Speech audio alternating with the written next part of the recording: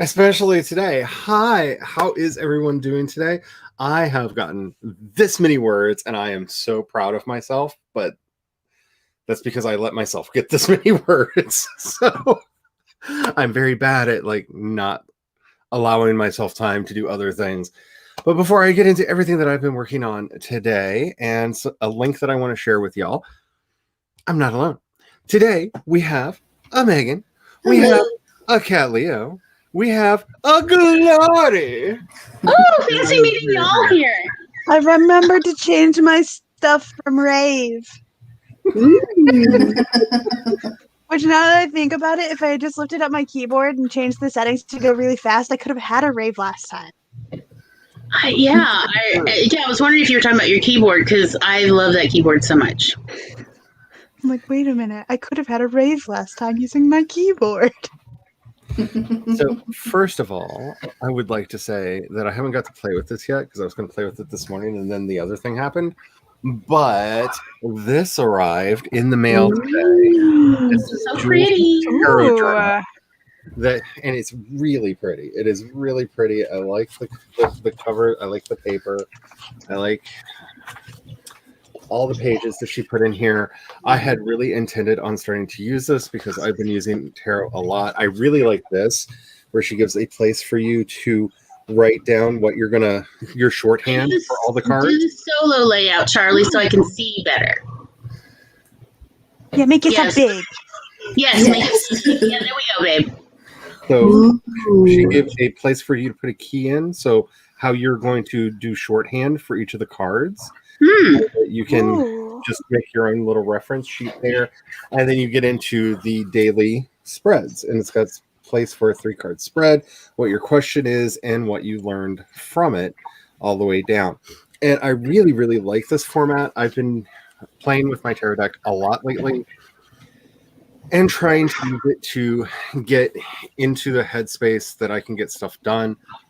I'm very excited to be using this. I had intended to start using it today, and then I checked my email.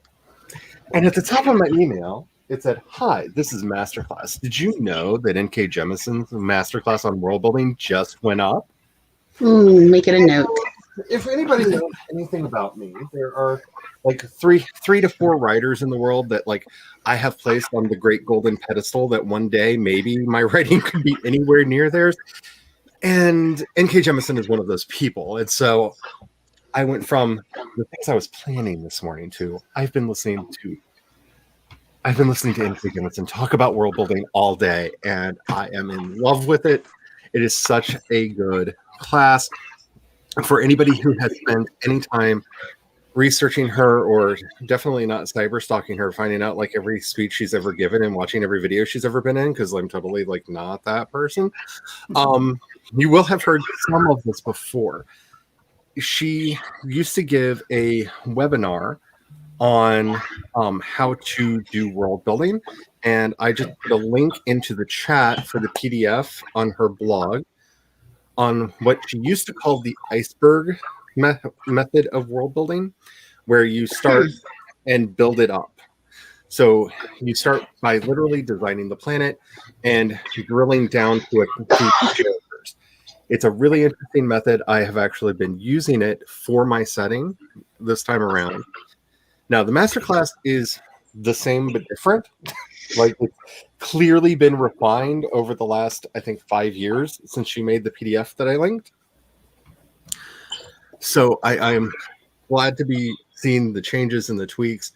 But if you don't have money for masterclass, and I don't have money for masterclass, and I would just like to thank the glorious Ms. Nettle, who gifted me with a masterclass. Aww. So I can actually take this class. But if you can't afford it, there is a link to the previous generation of the seminar. It's mostly makes sense. If you have any questions, look up N.K. Jemisin Wired interview, and you'll find she did several interviews on their podcast where she actually goes through the model and how it works and what you should be doing.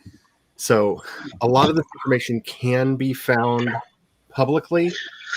I do think, though, that the companion book that comes with the masterclass is different from the masterclass itself and covers different things. And I'm really excited to augment some of my world building based on what I've seen in it. But so that's what I've been doing all day. That's awesome.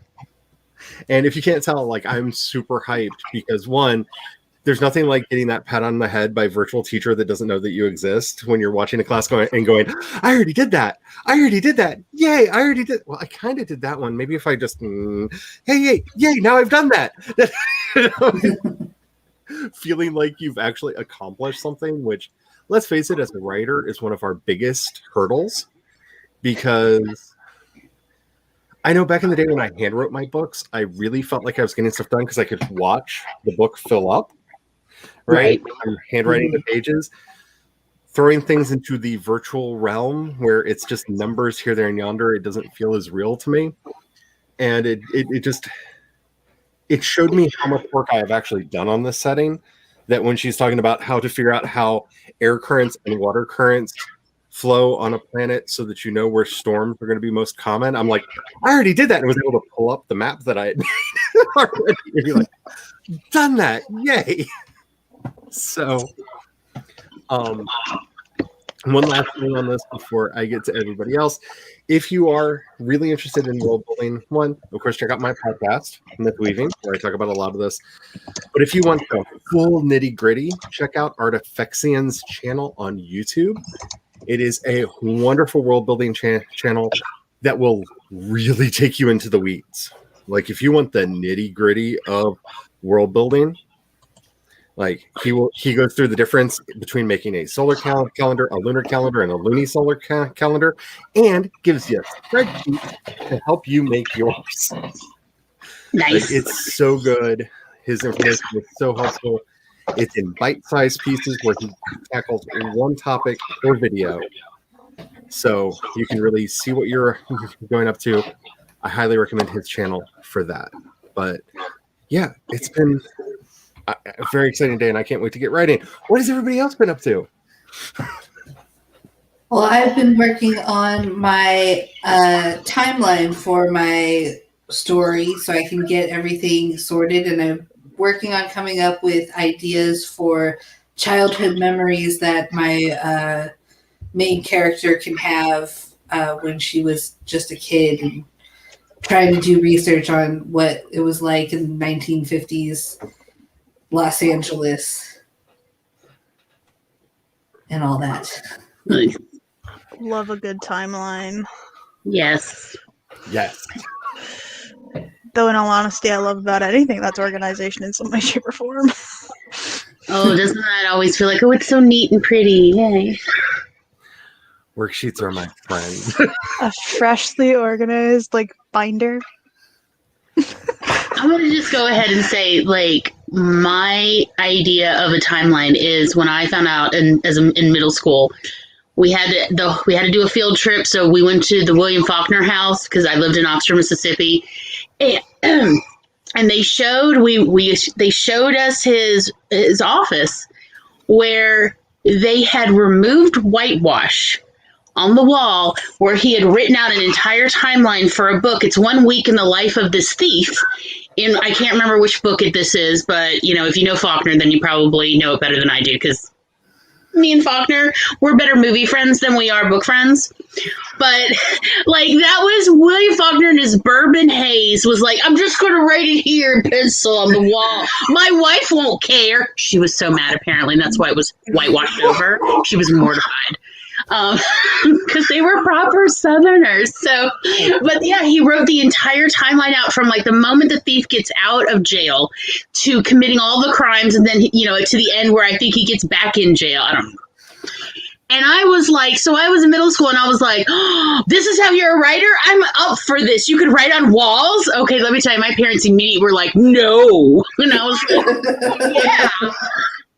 So that's my timeline. So I would like to encourage all writers to maybe consider writing on your wall, at least in pencil. See how good it feels. It's a power trip. Do that, actually. Power trip. I really want They to have turn, paints. like, if you get the chalkboard or the whiteboard paint. Yeah, Yes. you could do that. Yes. I suggest that.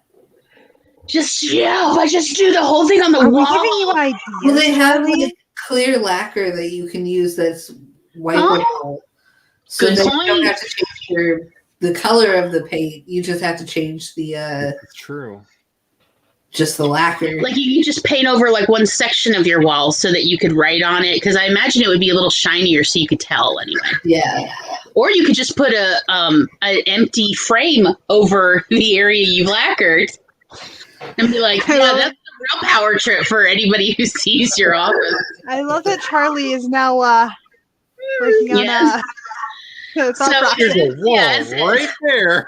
That's my writer timeline story. And I mean, again, remember, middle school was where like I won the, an award in the Yoknapatawpha Arts Council for writing that I didn't know I had submitted because my teacher did it. And so like Faulkner and me, we were like starting to. All right, I was starting to notice him. He did not notice me, but because he was dead.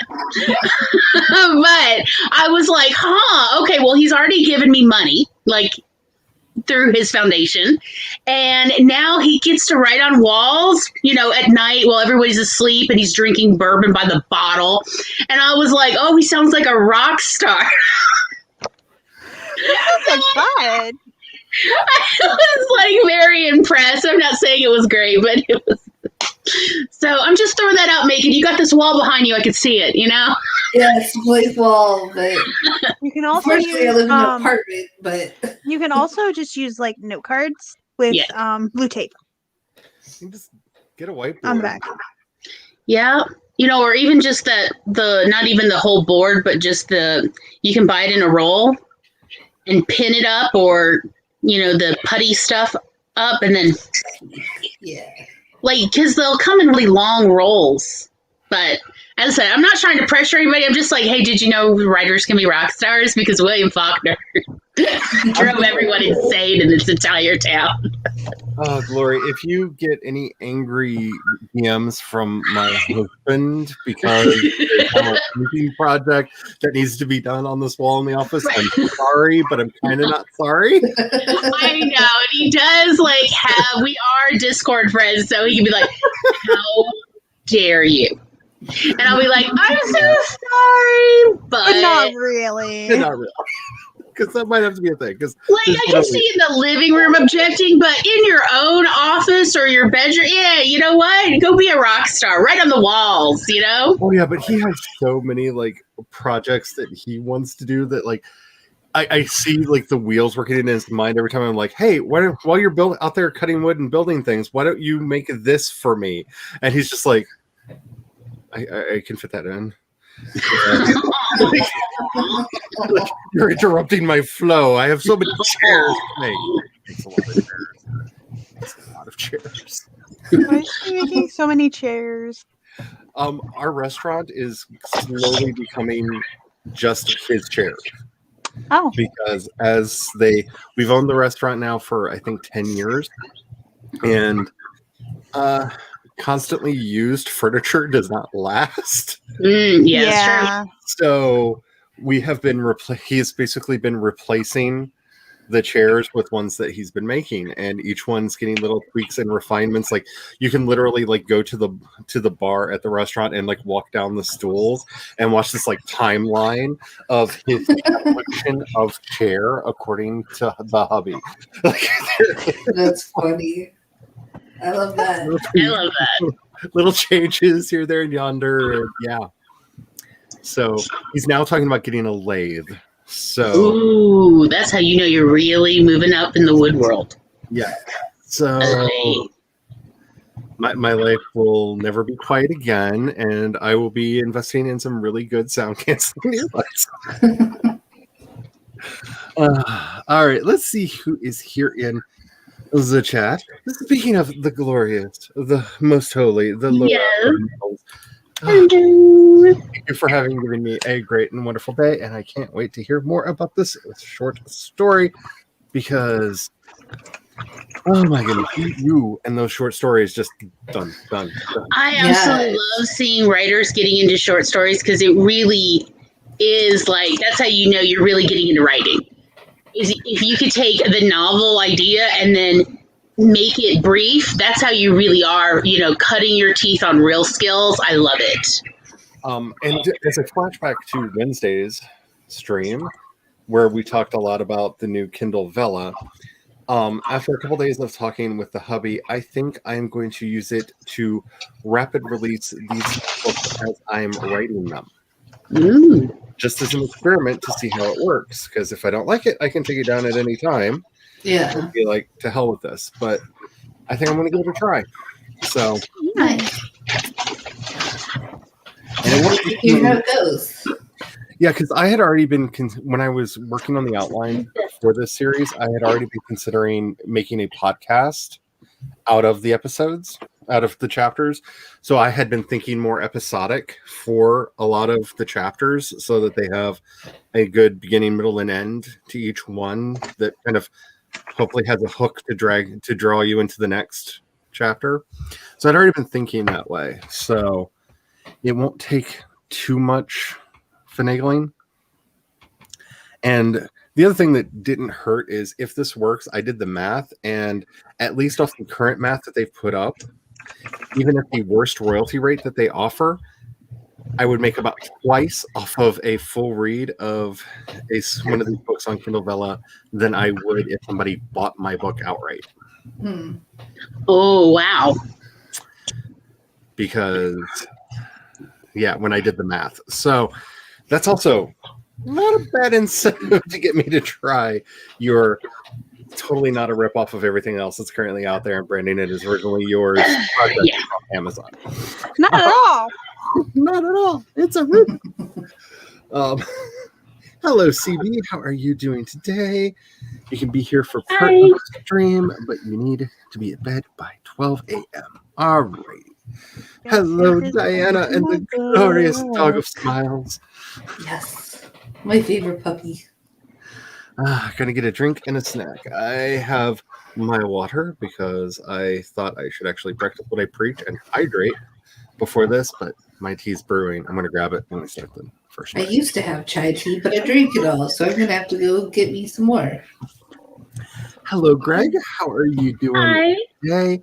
Hello, Bonnie. Hey, Bonnie. See, I love that Bonnie being Bonnie. Let's see. Watching the stream because you need some help focusing and getting some words in today. Well, I have some monsters to kill in For the Words, so I'm C. Dorothy on there if anybody wants to send friend requests.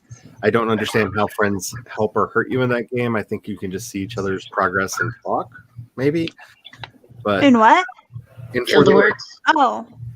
Did you accept my friend's request? Are we friends now? I hope so. I like the thing.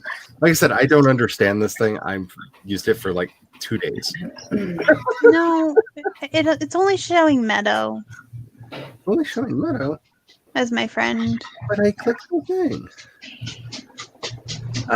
I will. Did somebody send me a link? I don't know. I can't find it.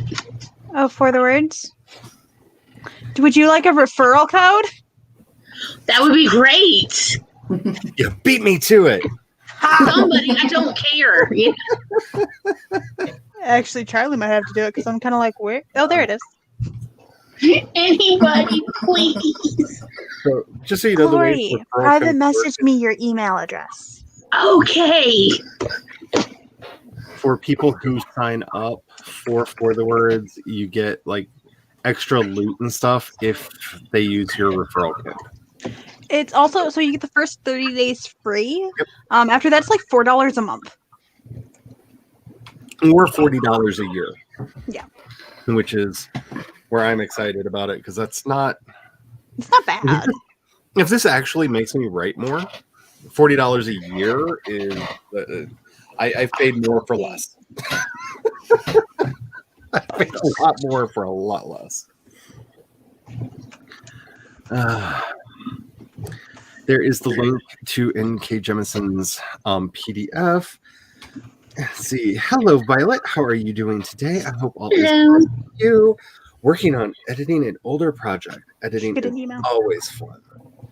Hello, Tom. YouTube does not admit to the... Really? Am I on the bad list with them again? What do I think about Vellum? I, as a self-published writer, will never, ever, ever put out a book without using vellum again. It is not cheap. I will admit to that. It is not cheap, but the hours of your life and the amount of hair that gets to stay on your head because you don't rip it out because Amazon did something weird with your files, I'll pay it. I will pay it. You get to set your format up in there. It works really easily, really intuitively. You just need a DocX, which most things, or an RTF, which most things can export to. Load it up in there. Set it up. I absolutely love it. It will help you make your PDF and your ebook. To me, that's on my self-publishing essentials list. If you can get access to it. Unfortunately, I do believe it's Windows only, unless that has changed recently. Vellum? Yeah, I thought Vellum was Mac only, which is why I said that's what I meant. Mac only for a Hackintosh, because I was like, I said it backwards. okay, because it's like, no, the Vellum won't do Windows. I'm not even going to comment on that. But like, I literally set up this laptop for the day because everybody said hands down there is no comparison to Vellum. Yeah, in my research. I was hoping that when Amazon released Kindle Create, it would work. I'm stupid because it's an Amazon product, and I love you. Please don't delist my books again. But talk to anybody who's used it. You will not hear good stories. I've never heard anything good about it. I'm still doing Vellum. Which is obnoxious because it should work because it's theirs. Like it should know, like it shouldn't need their weird processing and validating. It should just make if anybody should make something that should just work with Amazon, it's Amazon. Yeah. I will say though, if you have access to a Mac and you are going to be in the Apple bookstore, they have a free iBooks maker. I think it's called Book Publisher that I highly recommend that you use because you can add all kinds of fun special features into the book. It's really easy to use and works really, really well too. It makes it a lot easier to get into Apple Books. It's not required, but it's nice. Yes, all the writing on the wall. Your short story is based on the Cabinet of Dr. Caligari. That is a great movie that I've seen way too many times because I used to go to a goth club that he was really lazy about the things that got projected during the show, and it was generally he would just put on the Cabinet of Dr. Caligari. It would just be over the dance floor the entire night, every night on repeat. So Why not? I've seen it in its entirety so many times, just so many times. I have danced many a time with that movie projected on the wall above you because he was a great DJ. He just did not have patience for visual things. Set an alarm. All righty. I am so excited to get into all this. Yeah, like I said, there are other ways to go around it, but if you are not hiring somebody to do your formatting for you that will go through all of the suffering on your behalf. So, like, I'm going to just fight with InDesign a lot. Yeah, and so you're just because one way or the other, you're going to pay for this service, whether it's in time and hair loss, because trust me, Kat just experienced this a little bit. And it wasn't even for an ebook. It was just for a print book. Mm-hmm. It doesn't make sense. It's obnoxious. Which it still hasn't been approved yet. It's still under review. So you'll either pay in time and hair loss, or you will pay money to somebody to do it for you, or an app to do it for you. Either way, there is not really a free option in this because it is an obnoxious, should be a lot simpler, just right to the freaking standard problem. Hello. Are you? Hello from the Twitch chat. Yes, I am gaming on Twitch for anybody who wants to join us over there. Alrighty, so I was thinking about doing the Princess Timer today, and I may from time to time use it, but those unicorns are so Look cute. at them, they're so cute. They're so cute. I want to braid all their hair. Trust me, I'm having like a whole unicorn thing. It's a problem. It's a problem, and it's not helped by like Cat sharing pictures of like unicorn plushies that now I need to own, even though I don't need them. It has a sweater.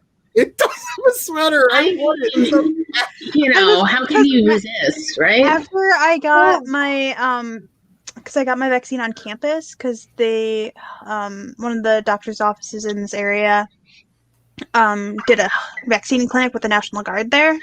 So like I sat there for 15 minutes and was like, I'm just gonna walk around. Maybe I'll go to the campus store just to make sure, like after that 15 minutes, that I don't have like a delayed reaction, like within 30 minutes. I was like, and this way it'll like keep me moving.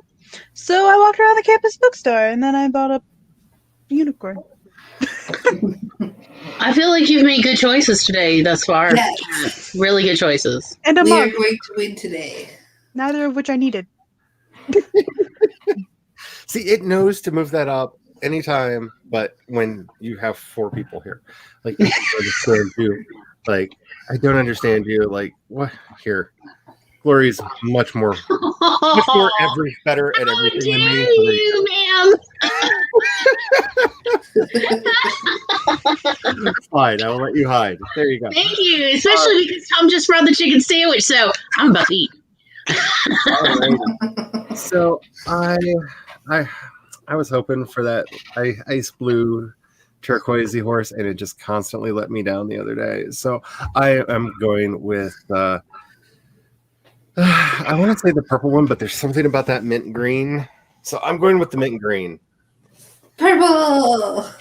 I'm gonna stick with that pale pink.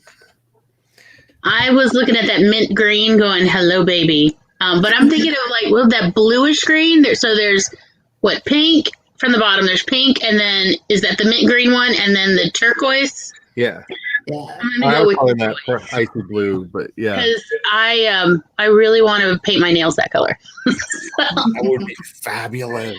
I need a little more energy, and then I'm totally going to do my nails this spring.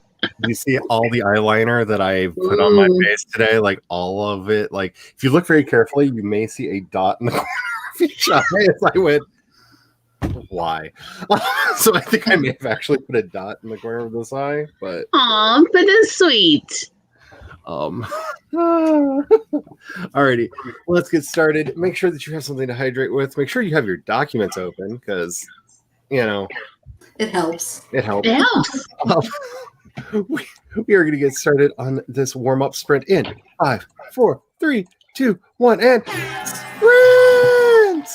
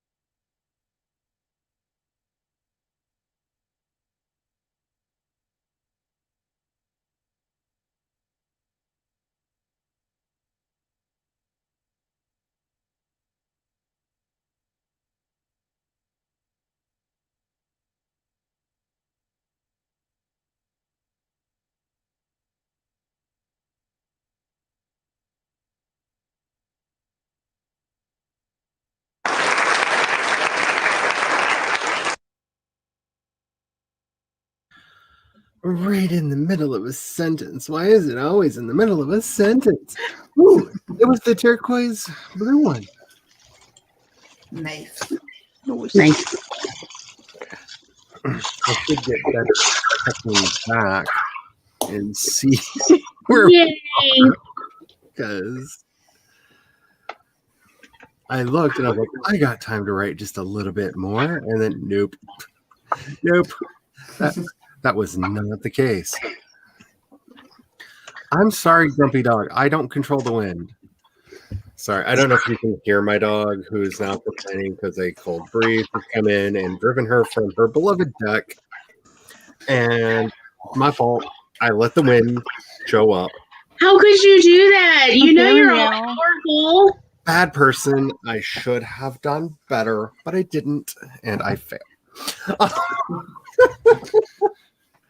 Yes, I hear your complaints. I cannot control the wind. I'm sorry. She's literally all the way to the door to the rest of the house. The dog now. Just Is she and now that I acknowledged her, she's gone back. theatrical? And now that I have acknowledged her, she just went back out. But Like, how could it's you? protest. She pounded her feet with every step and had her head down, her tail down. Just fine, I'll go out into the cold if that's what you're gonna make me do. You don't love me enough. Aw. I Poor baby. do not love her enough to control the weather. I'm sorry, I failed. I will get better. Mm. Let's see. I got about 177 words that time, which is good because I had tea and stuff. So, yeah, I'm happy. How'd y'all do? Let me know in the chat, and for those on screen, pick an order. I abdicate all responsibility. I do not control the weather, and I do not control y'all's talking. Oh, so you're gonna make me? Huh? I accomplished insulin. Yeah. Yeah, because I had taken it earlier today and then I didn't eat. And then Tom brought chicken sandwich and I was about to eat going, oh, hold up. So I did that and I felt like putting on a little eyeliner because I like it. Nice. And then I heard the little clapping for the unicorns and I was like, oh, well, we're done. Okay. So I'm literally looking at the food. Anytime we want to sprint again, I am ready. It will not be long because I went to finish. They just saw the enemy ships, and I want to get back to the story. Next. Well, I was working on researching the 1950s and trying to see what childhood in the 1950s was like specifically. And there's some interesting information out there. Mm-hmm. Not all of it useful, but it's interesting. My mother used to talk about her childhood growing up in the 50s all the time, and it was wild. Wearing short-ish skirts in the snow waiting for the bus. Why would you do this? Why would you at least not wear tights or something? No, it was the times. It just, you were 5 and you were just put out wearing whatever you were wearing to wait for the bus in the snow drifts of Detroit. Oh, My wow. mother has so many stories about like the weird wars over poodle skirts. And poodle was best on said skirt. And That's I was funny. like, poodle skirts were a real thing. That's not just a television thing. No, they were a real thing. And apparently there was drama. Yeah, and what you had on there, like, did you have a poodle? Did it have, like, little accessories on there? All of this was apparently signifiers. Mm-hmm. Also, your bows determined what your mood or what you were doing. Like, if you had your bow a certain way, it meant you were looking for love. Wink, wink, nudge, nudge. You could What be if you 12. could literally only make the bow one way? Well, you could have bows down low. You could have bows on the side. You could have bows up top. So, like, there was, as well as color. Like, it was a whole, like, sort of like, what is it? You know, in the gay community, the handkerchief thing. Oh, yeah, the handkerchiefs. Yeah. Different colors, different patterns, and different pockets. Yep. Right, different pocket, different patterns, what's happening on it. It was very much like that. And I'm just like, I'm exhausted thinking about it. Oh, as somebody who like grew up at the tail end of like everything has to stay in the closet to like being able to like I was married by the time Ellen came out. So just to put my life into a time span that people might be able to like wrap their head around, like big cultural touchdowns like that hadn't happened yet. And yeah, like you start learning about like earrings and ear cuffs and what they mean, and rings all had different meanings. Oh my goodness, all of the things that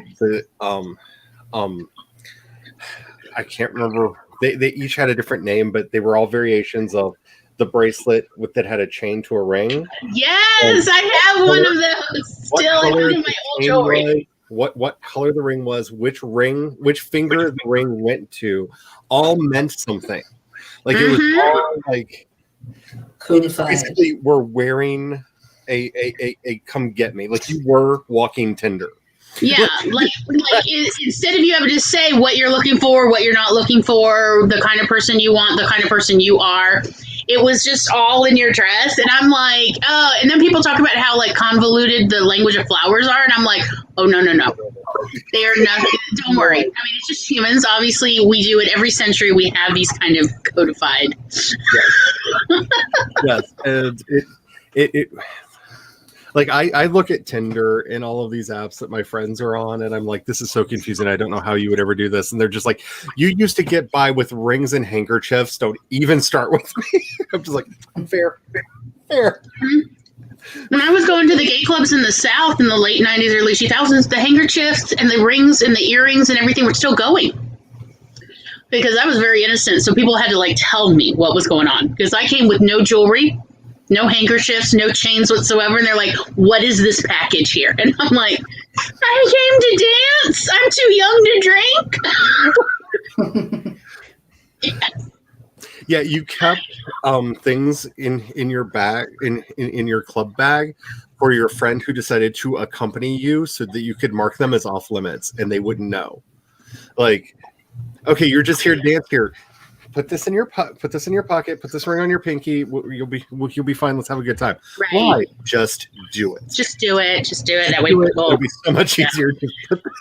But like I remember, to change back to the Bobby Soxers, I remember there were codes for the Bobby Socks too. Yep. Like, do you have your socks pulled up all the way, or are they slouched? I forgot about Bobby Socks. And all the colors, because it wasn't just white, although white was the dominant color of Bobby Socks. So there was a lot going on that people were communicating with other people all the time as essentially walking billboards. And the men too. The boys, with the way they combed their hair and the pomades, even what kind of pomade. Mm-hmm. It really said a lot about profile. Like, are you a working class kind of guy, or are you more of your middle class? All this stuff. It actually was textualized. Yeah, I can't remember what kind it was, but I remember my mother telling a story that took place at high school about this guy that was hitting on her, and she was like, but I could smell this particular smell in his pomade, and I knew that he just wanted to have sex with me. Mm-hmm. And so I told him no. Like, I was not going to go to the movies with him. And I'm just like, really? Like, it was this particular fragrance that, like, just announced, like, I'm on the prowl. Are you game? Right. And, like, if you had one petticoat on or two petticoats, or even three, there were significant things to all of this, even if you weren't dating. It said a lot of things about essentially how open you were to dating immediately. Right now, someone buy me a milkshake. For real. I would love to use some world building software to just actually build America. Like, I think that would be interesting. So much fun. They're talking about in World Anvil making it where you can actually have a slider so that you set the time and it will show you like the society at that time, so that you can actually do snapshots through time.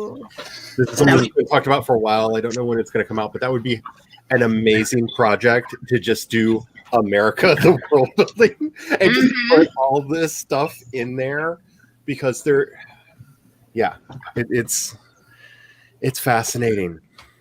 I just defeated another monster. Yay! Because during the sprint I defeated one, I was like, oh, I've got time. That's why I was still typing. Let me see if I forgot to copy my words over. I don't know if I defeated the one I was fighting. Let me do that real quick so I don't lose him. They're right in. Oh no! I'm just looking at all the chat with Cad talking about Hot Topic. Oh, good old Hot Topic. Oh man. You Okay. can still I miss the golden days of Hot Topic, like when they actually sold actual clothing. Somebody Yeah. sent me a link the other day to a Facebook video and post. Oh, just pre-pandemic, like literally, like right before lockdown, of a mother who discovered that Hot Topic existed. This poor sheltered Christian woman who had no idea that Hot Topic existed, going to the mall and watching her kids get mesmerized by all of the satanic gays that were in there, and her absolute shock that she went in and asked to speak to the manager, and then this blue-haired tattooed person with 3 ear piercings said, "I am the manager." I was just like, how sheltered of a world are you living in? Like, you really need to go outside more. Like, you really need to, like, I'm not saying you have to be as open and accepting as I am, though that's not a bad thing. But like, you should know humans exist. Like, you shouldn't be shocked by the existence of people. Like, how sheltered is your world? Like, you didn't know there were... Okay. Like, there's some stuff that happens in furry communities that I think it's better that we all don't know about. exactly, yes. Let us not even reference it. Yeah, let's But I watch not. too many click videos. I know too much. Save yourself. But yeah, like, I can understand not knowing like some obscure minutia from a But, like, small Hot Topic is always at malls. I've never seen a standalone Hot Topic in my life. Yeah. Like, you have to promenade to the mall, and there's a Hot Topic, and maybe a Torrid, you know? And for a very long time, they've been in malls. For Spencer's. How sheltered? Oh no! How sheltered are you? Just how sheltered? Like, it's insane to me. But anyway, hello, Pat. How are you doing? I'm glad that you're Horsey won. And I love your greeting message. It makes me so happy every time that I see it, and I just want to say same to you. CB coming in with that 373 words. Doing fantastic! Woohoo! That's amazing. Diana, Very nice. 101. Excellent. That's worth 1,000 words right Yes. there. Especially if your husband is into Valheim and realizes that he could probably technically do his work from home because it's technically office stuff today. Then it's like a full novel. Like, you Right. get 50K right there, getting him to go to just go in. just Launching people out the door can be worthy of little trophies for sure. You know? there really should be merit badges. Yes, I agree. Really should. Making progress. That is awesome. Editing is so hard to track. Mm-hmm. I feel this because I'm going to have mountains of editing before me. My life is editing. Very nice. With 183 words. Not bad for Excellent. warm up. No, not bad at all. Hello, Annual. How are you doing? And 132 words. That's awesome. That's wonderful. Let's see. Jace? Do you think you're better off alone? Hey there. I don't know how to answer this question. Was this a reference to something? I feel like I feel like this has something to do with that video you sent me earlier that has destroyed my brain, and I have nothing but sucks. It's just stuck in my head. Stuck in there. Thank you for that. I'm sorry, but my immediate response was wanted to be Jace. Why are you awake? Yeah, that was mine too. Why are you on the computer right now? How are you should not be in sleeping? Bed, getting ready to sleep. Hmm. Your bedtime is like now. Still working. Watched a video about a new Fantasy Springs expansion for Tokyo Disney. There's so many reasons I want to go to Japan. Stop adding. Like I'm really having a full-on birdcage moment here. Just to subtract, don't add. Like just, I have too many reasons to want to go to Japan, and I have no money. My budget for travel is this big. It's big zero. Oh, see, all the reasons. Yes. Let's see. I want to write, but I don't know what I want to write. My favorite technique for writing is to find something that you're obsessed with and just start asking. Just write down, why do I care, and answer that question. And then read your answer, and then ask yourself again, why do I care? And keep doing that and drilling down till you find out what it is, and then go, what can I make from that? It's helped me. Hopefully it will help you as well. Chemistry sets. Yes, my dad has great stories about playing with hydrochloric acid. Just playing with radioactivity. It's fantastic. Yep. Oh, yeah. His radioactivity stories are so much fun and terrifying from a modern point of view, but fun. Let's see. Your mother was born in 1954. Yeah. Let's see. Fan language of the 17th. Oh, yeah. That's some crazy stuff. Oh, yeah. That's just a step. The earrings. All the earrings. Which All the ear? earrings. Where on the ear? Earrings still have meanings in some groups. And then, of course, every convention has its secret badges. Mm-hmm. So be very careful if you start noticing that you are garnering unwanted attention if you ever go to a sci-fi fantasy convention. Notice if people are wearing things similar to you and if they're getting that kind of attention happily. You may have accidentally worn the Horgon of the convention, which is not a bad word. It's a Star Trek word. It's a thing on Ryza that says you want Jamaharong. I don't even know what Jamaharong is, and I want it. Yes. I need to know. That's how you get invited to the special hotel parties. Yes. You know, or you accidentally walk in on a lesbian coven orgy. I mean, it happens. It's fun. It does. Just if you notice you're getting unwanted attention, look and see if other people are wearing something that you're wearing and getting that kind of attention and being very happy about it. You may have accidentally worn. That just sounds like something that would happen to me. Yeah. I know, right? It's like, I feel like I would somehow do that.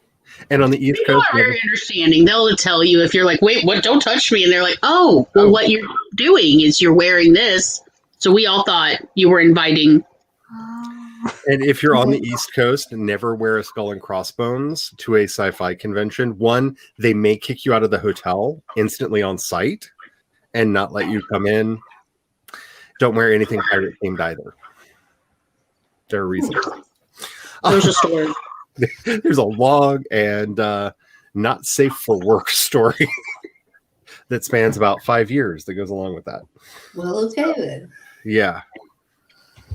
Because Easy learned. yeah, they're little things like the little signs and signifiers that we have to warn people, to communicate with each other. We are a fascinating and bizarre species. Alrighty, let's just go for a full 25. Woohoo! I'm gonna go for the purple one. I have to go for the purple one. I'm sticking with the nail color I want, that turquoise. Sticking with the pale pink. I'm sticking with purple. Alrighty. I hope everybody is ready to get into the sprint. Make sure that you have something to hydrate with. Make sure that you are saving your documents. Do not feed the gremlins. They're trying to take the words right out of my mouth because they're that rude today. Make sure that you're keeping your posture straight. Do not hunch over while you're typing. That's not where ideas come from. In brief, be better than me, and you're doing good in life. All right, let's get started on the sprint in 5, 4, 3, 2, 1, and red little horses.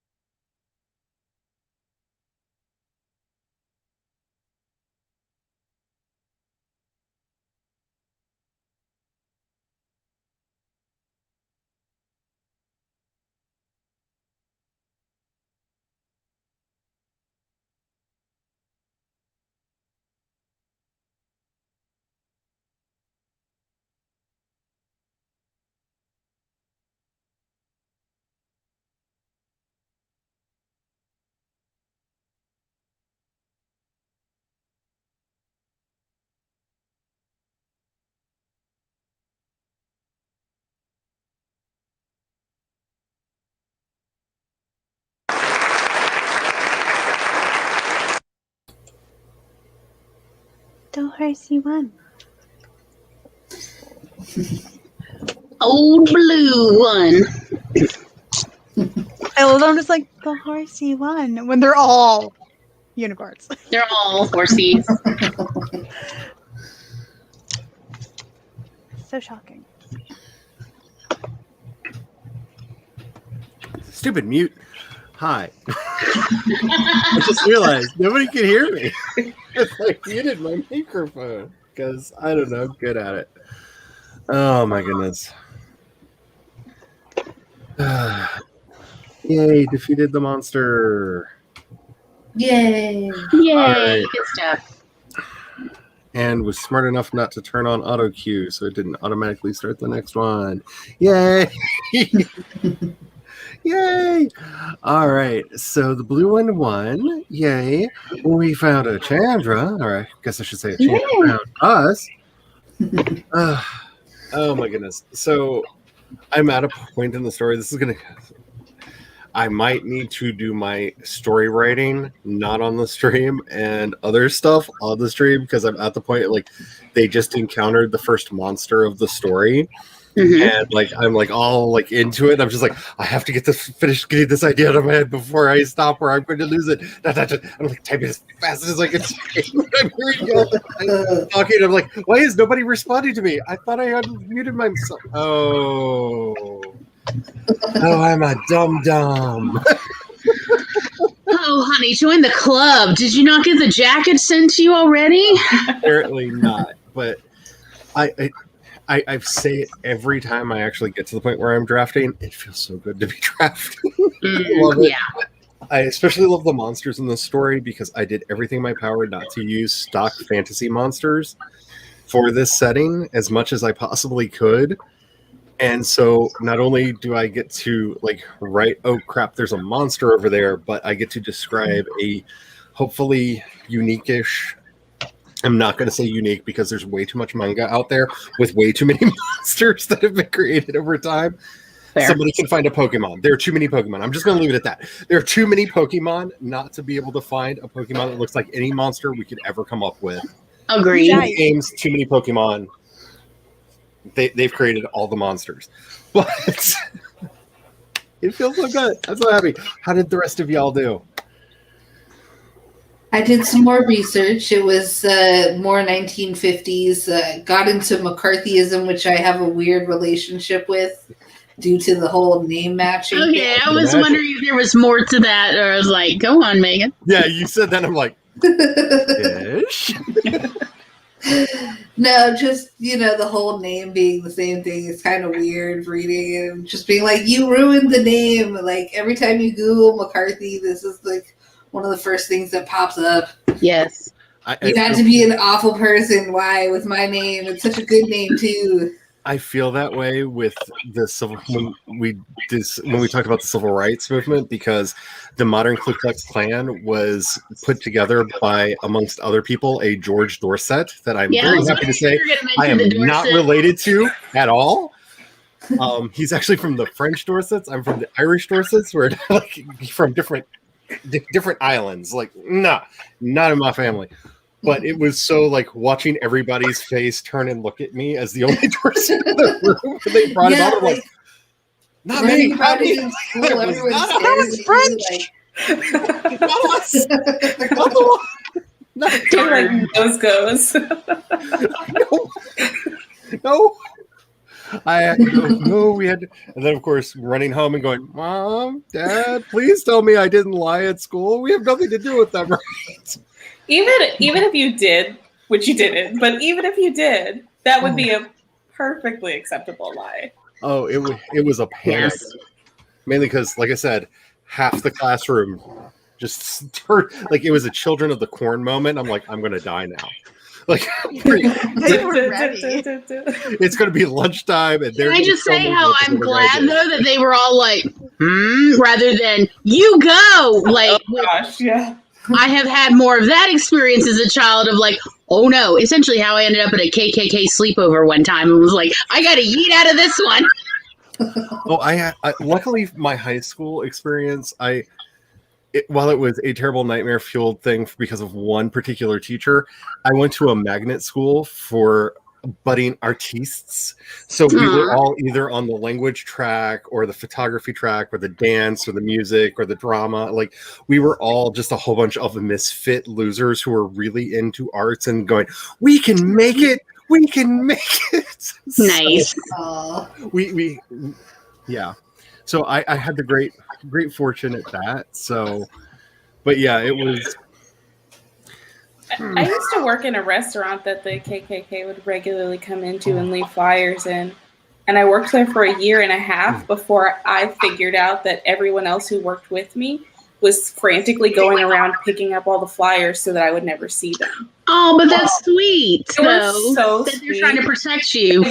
Oh my gosh, they were so protective of me. And when I finally found it, I took it to the manager and I was like, hey, just so you know, found this in the bathroom. And he was like, oh my gosh, I'm like, I'm cool. I'm good. It's funny because I was the only cashier, which means they had to come to me to leave the store.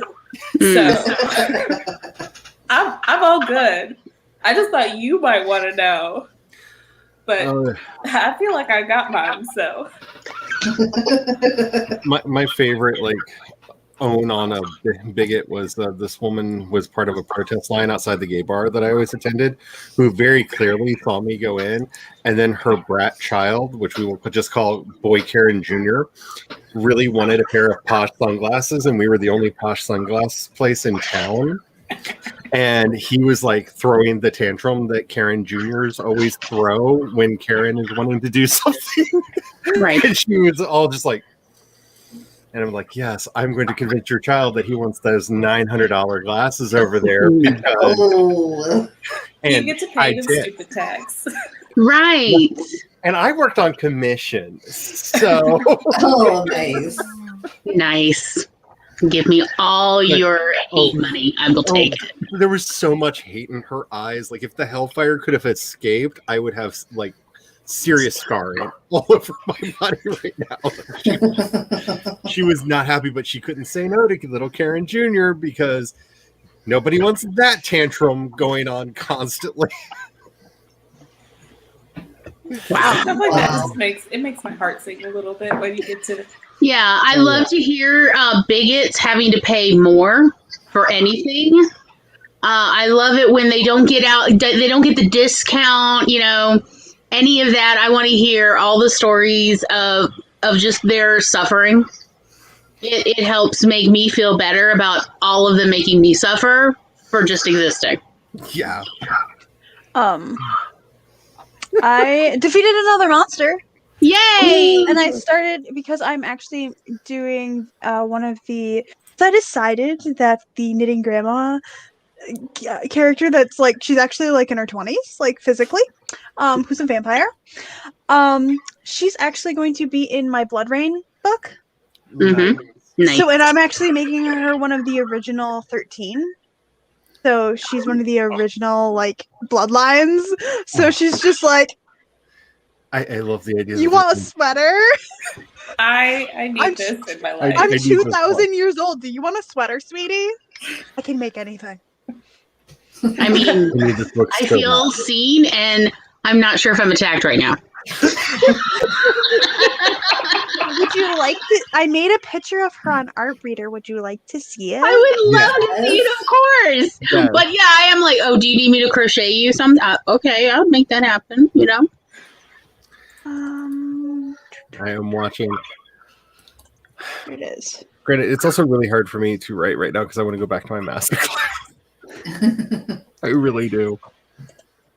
I love R.L. Stein's masterclass when I am like, no, everything I write is trash and it's worthless and I really need to find a new career. I go watch R.L. Stein. And he's just this lovely little aldercocker who's like, it's just writing. Don't sweat it. Just this is how I do it. And I'm like, yes, tell me again. You make the title first. It's so pandery, trashy, whatever, however you want to go. It is not literature. He has a technique that is very anti-literature, and I love it. Yes. And he essentially goes over the whole thing in his masterclass, and I'm like, yes, I have life now. Thank you. And I will literally play R.L. Stein on a loop while I sleep. And that's how Tom knows if he like walks by my room and he hears R.L. Stein talking in the middle of the night.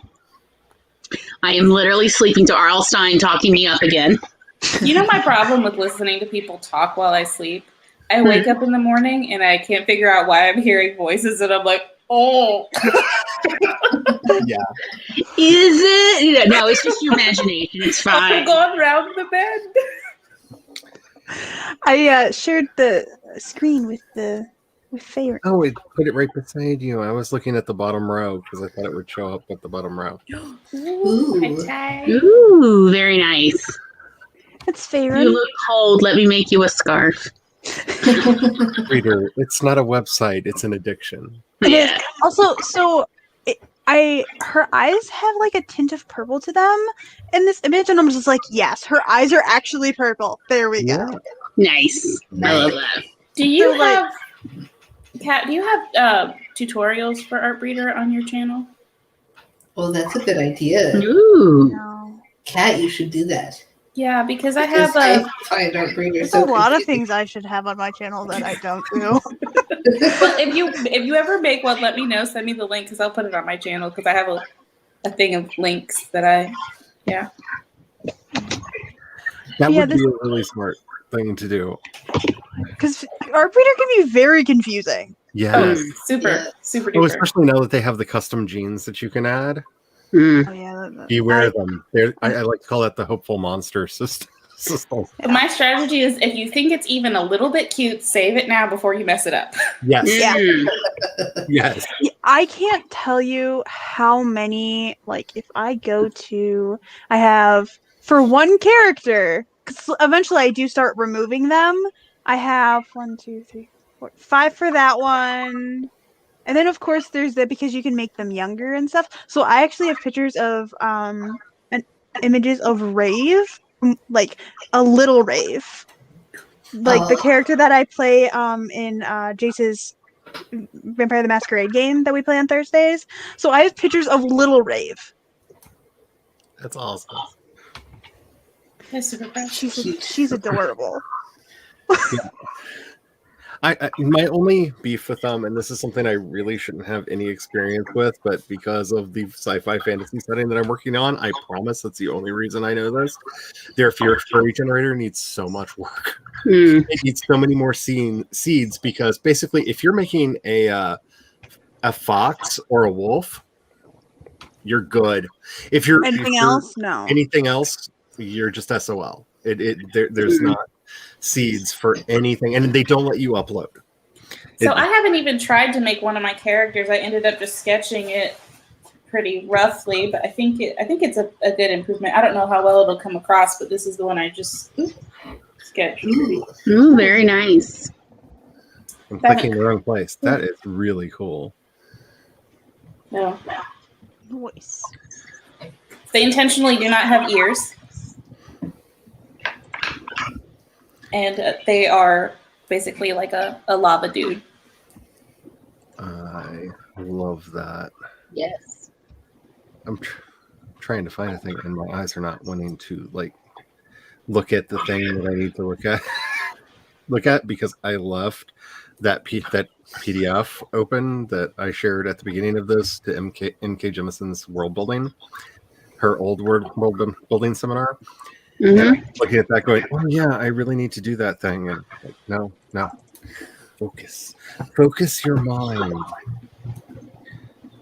You know, that one thing I am so good at. I'm renowned for it. I'm known. But like after fighting with it a lot, will you let me? There we go. So after fighting with their system like way more than I should have, I was able to beat one of their wolves into my snow leopard main character. Ooh. That's awesome. But it took forever because it kept turning him into a wolf or a fox. Like you take anything and it's like, oh, you meant a wolf. I'm like, no. No, I did not. He's a snow leopard. He's a snow leopard. I need like the grayish. If you fur. had money, I know someone who could help you with that problem. I know. I know. I may or may not have had a very long talk with the hubby last night about the budget for the upcoming project because I need quite a bit of artwork and maybe some editing services for it. But like it should have been a lot easier because let's be honest, it's like stock standard cat face. Yeah. Right? But it was so hard to get it to not be a wolf on their service. And Wow. so I am overly proud of this image just because of the sunk cost in time that it took for me to actually do that. The other thing, though, is that once you have a general mock-up or idea of what you want, then when you do have somebody who can and the budget to do all the artwork, you can be like, look, this is what I want. I want this, but here are the changes that I need to them, and it'll be a lot faster. Yeah, because especially since we have decided that it looks like I'm going to at least try out Kindle for the initial release of the stuff. Mm-hmm. I want a lot of artwork and stuff that I can use to promote each chapter, each episode, if they insist on calling them, as they come out. Because, let's be honest, you can't use the same image over and over and over again. It's boring. Nobody cares. People will just tune you out. So I Amazon? Why? What? Why? Anyway. Back in control. Wait, now I'm on Arbiter again. I need to get off the Arbiter. I told you, it's not a website. It's an addiction. It's not a website. I feel like whenever I go on there, I just have to plan, like, this session, I will be specifically... Yes. I actually... Okay, Happy so birthday. this will be our next sprint timer. Will be 21-21 in honor of CAD. Nice. 21 on the 21st. That's In awesome. 2021? Wow. Wow, yeah. That's like All a the golden 2000 birthday. babies are having this year. Isn't that kind of Yeah. cool? That is really cool. It's your golden birthday. And if I can just say something about like attaching a medal to a annual remembrance, they drove it so hard in the ground, HBO. I don't care that it's the Iron Anniversary for Game of Thrones. I really don't care. Stop. Just stop. You're wasting your money on me. You're just making me madder at you. I almost canceled our account last night because I was just mad because everywhere we went, it was like long commercials for Game of Thrones. You know, I've already seen all of, and Well, I have a question.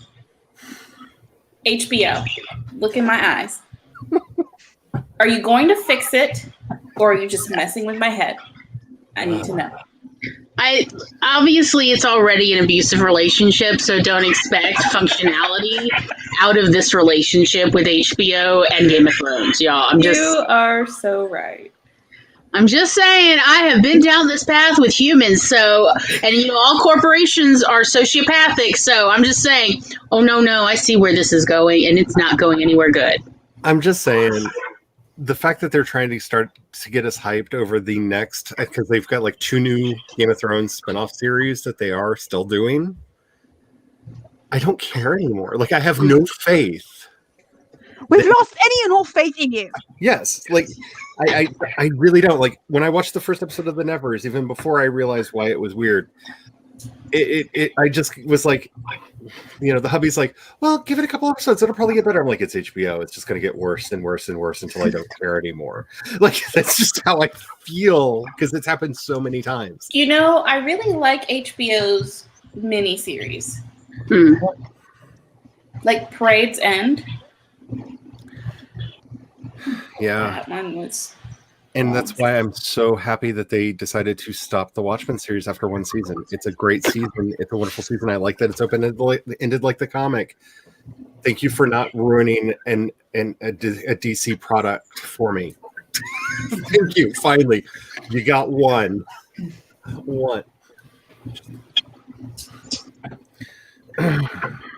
Yep. Sorry. Had long fights this morning with somebody over the Snyder Cut again. I'm so Oh like, my goodness. Charlie! No. They knew how to bait me into an argument, and I was in a bad mood, and I was like, "You're going to get all of my anger and rage. Congratulations! No. You wanted to unlocked fight. the prize. You wanted it. Here you go." I've not checked to see if I've been blocked. I should do that. Because that's when you win on the internet, right? Let's see. Eva is here. Hello, Eva. Hi. How are you? I'm gonna try and get my waves inside the camera frame this time. Technically, no, horses don't gallop like that, but they're unicorns. They're magic. They can do whatever they want. Also, I have seen little Shetland ponies kind of run a little bit like that. That's like true. because they're shorter in the middle, they look hilarious. They look like a joke, only someone made them real. In the brief window of time that I had a Shetland pony before my grandfather realized he could sell it and make a lot of money off of it. My childhood's fun, y'all. I loved it. It was so cute, and yes, it did run like that, which made it very interesting to ride. Yes, like somebody on a Shetland pony, like a child. It looks hilarious because they're like. I was a child with thighs of steel because I loved riding this horse, and if you did not hold on for dear life, like they pop you Why? off. Yeah, That is the one thing I do not miss about riding horses. oh, Like, forget about leg day. Day after you ride horses is right. hell. especially if they're trotting, because if you stay on that saddle, you're not going to sit for weeks. Oh gosh, Right. no. So it's And like, saddle burn if you weren't wearing long pants. who needs squats when you have horses? I'm like just as a memory, rubbing the spot on my leg. Oh yeah, yeah. Like, sympathetically, like they're there. Mm-hmm. Because they never go away; they just disappear. They become less obvious. Yeah. So, my beautiful attack horse that my grandfather got me for a brief period of time, who went after one of my cousins who was being really mean to me and broke his foot. I love that horse. Oh, he was being really nasty and like raised his fist to punch me, and the horse treated him like a snake. Just Nice. pounded him into the Negatory. ground. That's a That is good like- pony. You're my good horse. I love you. Mhm. And it has given me a weapon that I can use to this day, because he'll start being a little bit of a bicka, and I'll just be like, "How's your foot?" And you'll just see all of a sudden, like, his foot will like turn, like the sense of memory of like that ankle break. Like his foot just turns, and he's like, "I'm sorry." This horse is giving me power for the rest of my life. Yes. All hail the horsey. Hello, Allie. How are you doing? You got home, from the tea shop. That's and A cupcake. cupcake adventure. Jello. What? Is this a thing? Okay, so I may have been looking at cupcake recipes last night because I'm about to make a batch of yogurt, and I wanted to check the new toaster oven that we have. It's got a ferment setting on it, so I can make a lot. Mhm. And I accidentally opened up the recipe book that came with it, and I'm just like, look at all these chocolate there. They'll be so nice and moist too if you make them with yogurt. Mm. I love making homemade yogurt, and I will have way too much, and unfortunately, none of y'all live close enough to me because Yeah.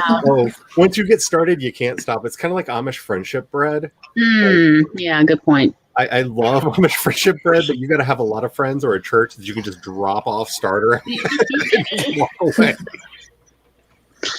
Like, Yes. it's So it sounds like it could be a cartoon horror thing of this it is how the, people hand off the dough. oh, if you've never been gifted an Amish friendship bread, every one base that you make will make 2 loaves that you can make, and 1 to 2 new starters, depending on the humidity of the day. And so That's you a lot get of started, bread. and it's like, this is wonderful, and then you notice your starter has more in it than you thought it would, and now, oh, I need to split this. Oh crap, why do I now have 2 starters? And it just like it doesn't matter how much you take out. It's like the Blob. This is where the Blob came from. Somebody in Hollywood got an Amish friendship bread, started making it regularly, and went, "This is a horror movie. I'm writing this," and we got the Blob because no matter how much you take out, it just like the level in the starter, it just keeps going up, and you're like, split it. What am I going to do with 2 starters? Would you like a starter? Because you feel bad killing it because you know it's alive, and so and you've been feeding it and taking care of it. It's almost like a pet at a certain point. It's a sourdough, basically, bread. So it's basically a very specific kind of sourdough starter. So you have developed this emotional attachment to this tribble of dough that keeps dividing and growing. And I love that. So much of it. That has to be the best episode of Star Wars. Oh, there's Star Wars. Star Wars, Star Trek. Star Trek? Okay. I was like, and Deep Space Nine, because that was actually my favorite one. Oh, the Trials and Tribulations. Yes. One of my coworkers' sons did that at a convention, but also very loud as the TIE fighter went by. Are you messing with me? Is that what you're doing right now, Chandra? I did not know you were coming for us today. Now I just use them interchangeably just to like wreck people.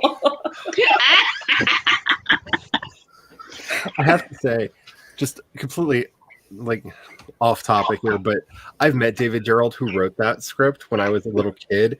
He was 16 when he wrote that episode of Star Trek. He sent it in on a LARP.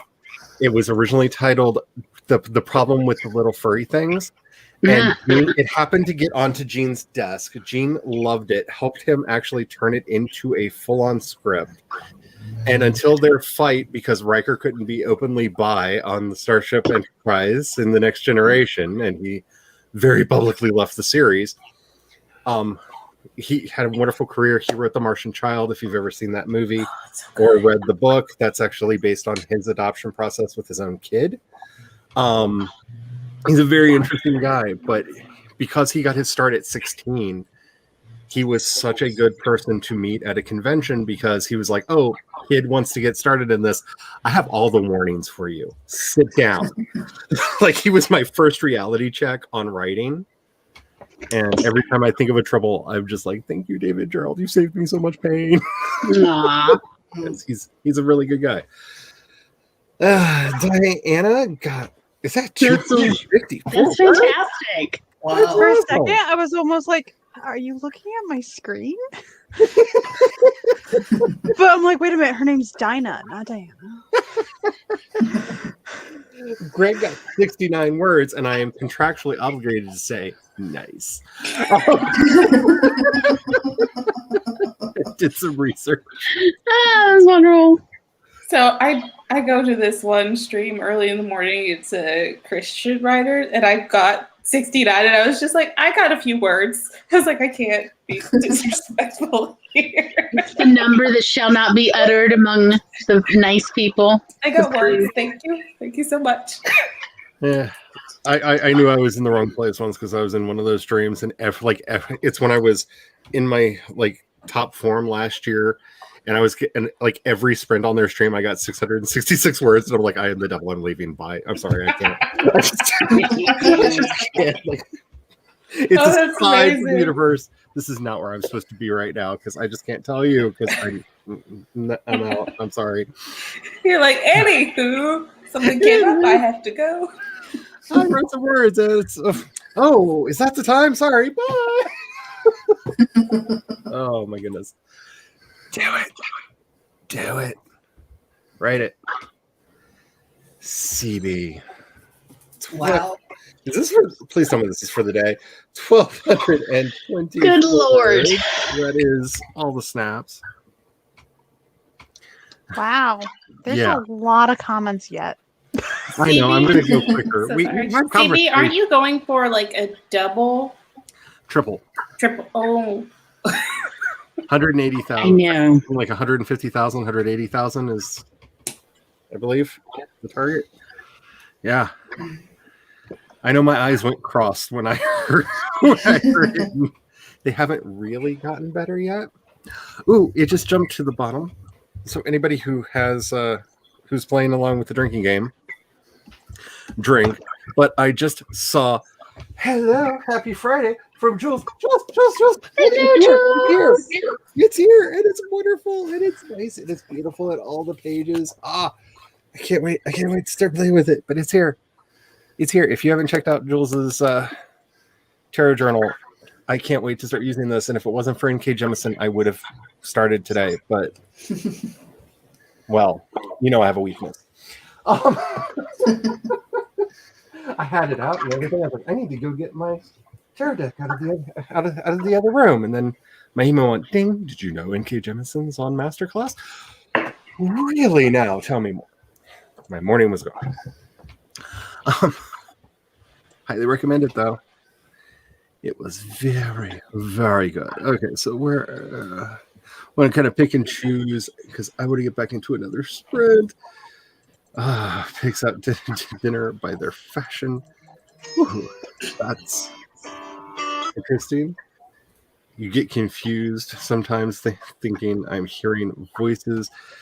Yeah. Hubby had a sound machine that we used to turn on when we slept, and it would have I think there were supposed to be city street noises in them every it would cycle through. It was rain sounds, but it was rain in different places.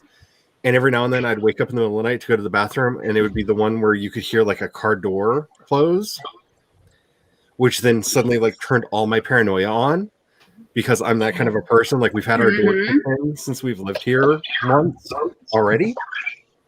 So no. Music or nothing. Be predictable. I just can't with all that. See, hello, Shadow's Lair. I don't remember seeing you say hello earlier. Hello. So, little cousin turned 21 last weeks before lockdown started. I feel sorry for people that are really young right now because there's some it sucked for me losing kind of a year kind of lockdown because I wish I could have visited some friends, but there are certain freedoms that you have when you're under the age of 18 usually that you will never get back, and those summers are precious. They're just my heart goes out to all of the young ones who have been cooped up through all of this. You haven't seen a single episode of Game of Thrones? Early seasons are good, if not way too breastises. We have something important to say that we think the audience will get bored with. Can we have a naked woman behind them while it's going on? Yes, we can. Literally, yeah. Funny because it's true. I mean, they're not wrong. I mean, in Europe, they sell orange juice with, lesbians making out. So obviously it works. Oh, Oakleys are nothing. Check out the brand. I don't know if they're still a top brand or not, but at the time, Revo was the most expensive ones. The cheap Revos started at $6.50. And remember, this is in 1995, 96 money. But they started at $650 and went up from there. And they're really, really good glasses because they did a psycho cheap sale for employees, and I got a pair for $24 because I stacked discounts. My district manager was very mad at me, but I saved all my little coupons and stacked them discounts and got those glasses for $24. I still have them. I still wear them to this day. They have lasted since 1996. They don't have a single scratch on them, even though I've used them because they've got real scratch proof coating on them. You were playing Uno in a 2-person game and you had all the reverses. Oh, he was so mad because ever so often you would do something and they would send you this here's 10% off, here's a 20% off, you did a good job, here's a coupon. And I kept all of them because none of them were marked, only one per they didn't have any restrictions. You're the reason they updated the coupon. Yes. The reason there's restrictions. Yes. Because I kept all of them. And they were we're going to, as an employee appreciation day, because we made you stand in a circle and join the cult, we're going to say we're sorry by giving you 50% off everything in the store. I was like, awesome. I want those glasses over there. Oh, and I have a coupon. And I have a coupon. I have a coupon. You're like, And Robbie, my manager, was laughing her butt off the whole time because she knew I was doing this. She knew the plan because she did the same thing. She got herself a pair of $1,600 Serengetis that were gorgeous. I mean, just absolutely gorgeous, like actually 18 karat gold frames, like gorgeous. I think she got hers down to, I think, $35 for hers. Like, we had been planning this for some time. It was like the thief was from the inside job the whole time. Also, it kind of reminds me of the Goldbergs, with Beverly, and she's like, here's all the coupons and the specials I've been saving, and you're going to take them all. And like, he couldn't say anything because they were all like employee appreciation coupons. Like, thank you for doing such a good job. Thank you for helping us with the sale. Like, you will appreciate me. Yeah. Oh, you're going to appreciate me into an affordable pair of sunglasses. That's great. Yeah. Like I said, I don't know if they're really worth that much, but I've had the only pair of sunglasses I have had since 1996. They still have no scratches on them, and they fit fine. Maybe they're worth the money. I don't know. But knowing how many pairs the hubby has gone through in an equivalent period of time, they might have been worth the full price. Need some R.L. Stein right now. I'm telling you, he will take you through the whole, it's no big deal. It's just writing. You can do it. This is the crap I've made, and I've, published 300 books. And it's like, all right, Robert, tell me the story. We are definitely going to get back to writing in just a second. But hello, Alley Cat. How are you doing? I missed that. Thank you. Oh my goodness. Bill Millwarding. Wow. More power to you. TV is just amazing. Yay, Jules made it. Yay. I'm so the happy. journal. I'm just saying, I've bought a lot of the KDP books. I don't know what option you picked for the cover, but you picked a different kind of cover because this doesn't have that waxy feel that a lot of the KDP books have. So let us know your secrets. I really is the little icon like shiny? Yeah, it's just matte. It's a matte cover, but it's the way the light is hitting this. Like, I don't know if it's a perfect shade of blue. I don't know. I am astounded. Like it looks like it's shiny from here. Yeah, it does. It does in real life too. It's got kind of a. Oh wow! So maybe it's like embossed or something. No, it's just white on this particular color blue that's giving that effect. Huh. That's cool. You've truly made a magical journal, and I am so excited to start using it. But yeah. Night, CD.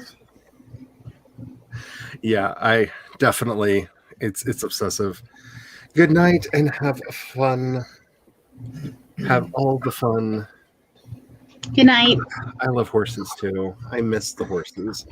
Sorry about making you join that call. Yeah. Yeah.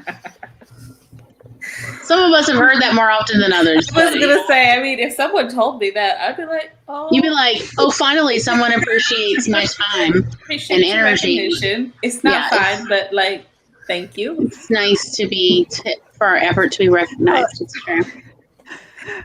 Speaking of cults, I think Feyron's gonna have a small cult following. So her vampiric bloodline is in total 15 people, including herself, not including the one who actually turned her, the very first vampire. But other vampires are just but we want to follow her. She seems fun. She has the smallest bloodline entirely because it's literally, including those who have died, there have only ever been 15 people in her bloodline. Wow. So she's over 2,000 years old. So that sounds like her maker was maybe a little antisocial, which I'm here for. No, no, like that's her bloodline. Like Oh, she's her the one who, own. yeah, her own bloodline. Not she is the head of that bloodline. But they're all like very carefully like, yeah, sorry, you can't turn this one. Okay, Jules, now that you say that, I can see that it's a gradient from black to navy, but it is making it look all shimmery. It does have an effect, though. It looks really Yeah. cool. It is. It looks awesome. Yeah. Yeah, I can see it now that you say it, but yeah, it looks far shimmerier than it probably really is. Let's see. Trying to find journal. I think I found it. There's Jules. Just put the link There you in. go. I meant to grab the link, but I am me and bad at it. Yeah. But definitely check it out. I'm very excited. I love the pages to put in all the marks so I can come up with my own code for all of the cards because that will be very handy. Very, very handy. Alrighty, let's. Oh, wait. I stopped sharing. We've done so much on screen. I forgot. I stopped sharing the timer. And when I clicked over to the timer, it's like, I don't know what you're talking about. Timer. All right. So, in honor of CAD, we're going to do a 21-21. Nice. And I'm going over my purple. Purple. Light pink. I'm sticking with my turquoise. I love it. Yeah, I'm gonna double up with Glory on the turquoise. It's a great color. I've seen it in El Dorado, and it's gorgeous. It also matches my wall, so Yay. like I have to.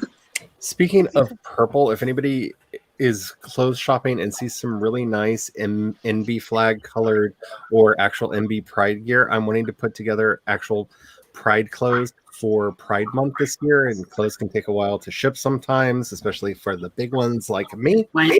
So if you see any and you want to send me a link, let me know because I'm looking for Pride wear Cool. because I want to go all out this year.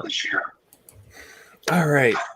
Let's get started. Make sure that you have something to hydrate with. Make sure that you are saving your documents. Don't feed the gremlins. They want everything and they deserve nothing. We are going to get started on this sprint in 5, 4, 3, 2, 1, and sprint!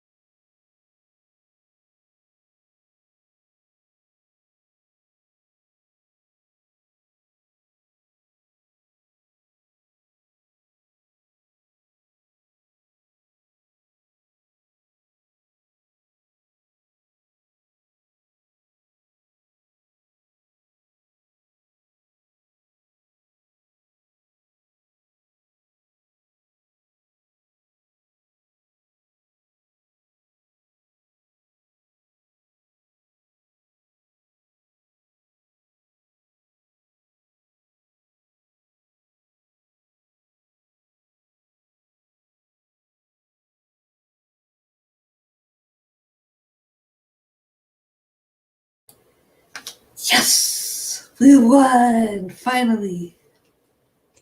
Woo! Purple has taken the cake. Yay. Very nice. Hey, Laura. Hi. Sentence was longer than I intended.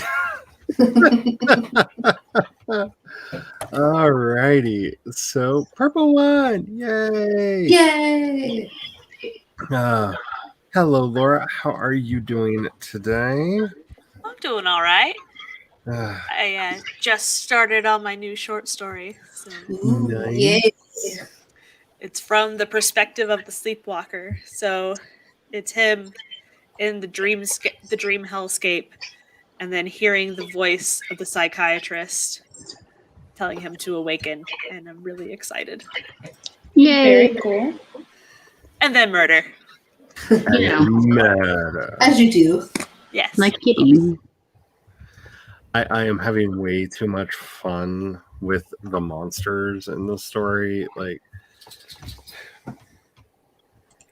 I don't want to give any spoilers, but it's just hopefully I can pull off the tension that needs to be here, because this is just a mood story in so many ways at the beginning, and if I can make other people feel the way I am feeling it writing it when they read it, oh, I'm so excited. It's not going to be easy though. It's not going to be easy at all. Yeah. So what did anybody else do? Well, I was researching jobs in 1950s Los Angeles. What were the most popular kinds of jobs available? And it turns out manufacturing was a big one, especially the manufacturing of cars. They actually produced more cars than Detroit did in the 1950s and the 60s. Interesting. And so I thought that was interesting. So now I have a job for the dad of my main character. So Yay. now I just have to figure out why he goes to jail, since he has a job Embezzlement. and a family. Embezzlement. Embezzlement. Yeah.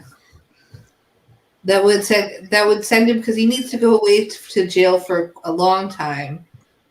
So that would actually be a good. I'm going to write that down. Embezzlement. There's also corruption, some kind of mob-related something or other. Or just, accidental manslaughter, which is what they called drunk driving back then. Yeah. That's all And solid. he drank and drove a lot. Like, that was, I'm fine to drive all the damn time. My grandfather used to tell me stories about how he hated baseball today because everybody was not playing the game right. And I'd be like, Grandpa, what are you talking about? He's like, I remember going and seeing the games, and they'd have to drag the pitcher out to the field because he was so drunk he couldn't stand up. They'd aim him in the right direction, and the coach would shout, "Throw!" And he would toss the ball. These young kids, I mean, they're just unfairly playing the game. They're I mean, so they could walk sober. Yes. They're just too sober. That is actually a different sport entirely. Just like, It is. I mean, honestly, drunk baseball sounds like Blurns ball. Just random. None of the rules make sense, but they'll allow it. It's fine. I have to say, though, his description of baseball games from the 50s, I probably would have enjoyed going to see the sport a lot Right. Actually. because Yeah, fair. he used to talk about how he would always have like lay bets on how long before they had to go and prop the pitcher back up because he threw too hard and just face planted into the mound. And I'm just like, these were like professional games. He was like, oh yeah, I saw all the greats when they were playing. Like Babe Ruth, if he could make it to the mound on his own power, we knew it was going to be a bad game because he couldn't throw sober to save his life. I have actually heard a lot of people in my childhood and adolescence talk about sports drunk. People are so much better at it than sports sober. Now, this was specifically in reference to golf and tennis. Can you imagine tennis drunk? Oh my gosh. Probably be so much better, actually. Okay, but here's I mean, the as a thing. spectator sport, sure, but like as a tennis player, I'm like, ooh, this sounds dangerous. When they You were gotta- evaluating the players, were they also drunk? Because I feel like that has a significant impact on your view of someone else's abilities. I don't know. I mean, I wasn't there, but like when in the 80s and 90s, they were talking about like, oh, you should, it was so much more fun when everybody like knocked back a couple cocktails before tennis matches. And I'm like, you're talking about like country club, right? And they're like, no, professional tennis matches. Like, who's doing liquor in the middle of the sun and the heat? Like, you go get so dehydrated. Oh man, I may or may not have once played a match of tennis where all the players had Mary Jane on their side playing with them, and we were happy if we hit the ball once. Like if the ball made it to the net, it was a victory. Like that's how you scored. Like it went over the net, point to our team. Like I can't imagine drunk. Like I just can't imagine tennis drunk. I can vouch that croquet drunk is a wonderful sport and a fantastic spectator sport as long as you wear a helmet. Yeah. Yeah, especially once I taught everyone how to pop balls. Oh, yeah, then it becomes like a danger hazard. But, what's a little concussion among friends? It is super fun. You're speaking the stories of my childhood. Right, yeah, because I grew up with croquet. This was, the sport of kings, literally. Yes. Oh, I miss croquet, and then some idiot decided to introduce us to bocce ball, and like you don't give kids heavy balls like that when they're really, really hyped up. Stuff will break. Yes.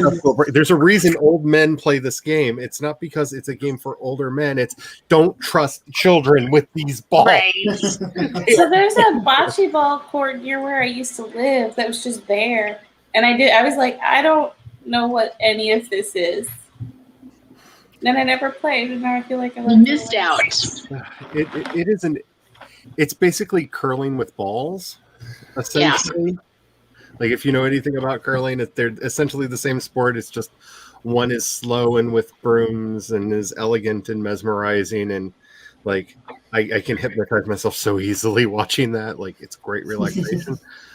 I have no idea what all's going on half the time, just because it's like and they slide. I guess I can imagine bocce balls might be better drunk though. Oh, I don't know. Like we were dangerous enough sober. I'm just saying, like the number of why most of the bocce ball courts I've seen, or whatever you want to call the playing area, always is like in a corner with two like brick or cement walls. Like it does make more sense why it's always placed there. We had to talk a doctor out of giving me a biopsy because I always had a welt on a certain part of my body, and he was sure that it was a tumor, and I'm like, no, that's from a bocce ball. They keep hitting me right there because they think it's funny. He's like, no, that's an unnatural growth on your body. I'm like, no, well, yes, it is an unnatural growth on my body. It's definitely from a bocce ball that was thrown in hate. So sad. Like I know what's going on. Yay, Show to Sleep. It is. I am so excited to start filling it out. I just saw that and got really excited because one, I love it when writer friends actually solve things. It makes me very, very happy. And two, it's awesome, and I'm so excited that more people are going to get to play with it.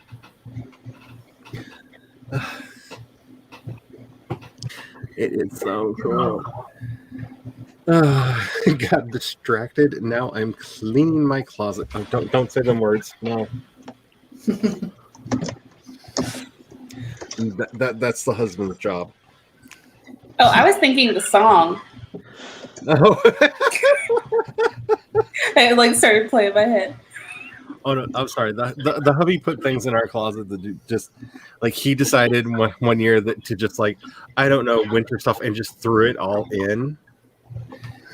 Oh gosh. Ozarks with the humidity, a pile of clothes for a season This is called a festering mold pit that will kill people.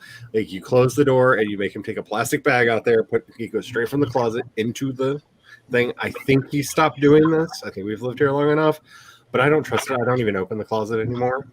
I've got a chest of drawers and all my clothes go in there. He didn't understand what humidity was. Because it's special around here. Have a great night, Bonnie. Right. Alley Cat with the 300. Very nice. Words. Very nice. That is amazing. Question: what color do you primarily associate with royals? Red, blue, purple, gold. Those colors are specifically associated with royals due to the difficulty of dyeing cloth and embroidering with gold. So Red, purple, and gold for me. I'd say purple, but here's the thing. So the Roman purple is actually red. Yeah. I actually have Roman purple Yeah. because it's my cords. I'll be right back. So Gotta show them off. She earned them. Yep. Yeah, well, Kat is doing show and tell. I would also say that this very heavily depends on your world building. Granted, I've been listening to N.K. Jemisin talk about world building and making sure everything naturally comes out of your world building all day, so really fresh on my mind. But if this is for your fantasy setting, ask yourself what would be considered royal to them. Because to me, when I think of wealth and power, I think of white. Because if you've got the money to keep white clothing white, Yeah. you have money. Like when I see anybody dressed in white, I'm like, they got money. Like that's my initial reaction because white clothes do not want to stay white at all. Like, especially around here, you walk outside and they turn yellow from the. Someone told me that in order to keep white things white, like linens and all of that, you bleach everything, which will give it a little bit of yellow, but then you actually add a little bit of indigo to it when you wash it. Yeah, it's bluing. Yeah, I was like, That's why little old ladies' hair used to be blue, because they were trying to take that reddish or dingy color out of the gray to make the white seem more optical. well, that's entirely too much work for me, but y'all sheets look nice. But I know that like during the Middle Ages, royals all over Europe would ship their whites, I believe in spring, to Flanders, to like where we would call the Netherlands.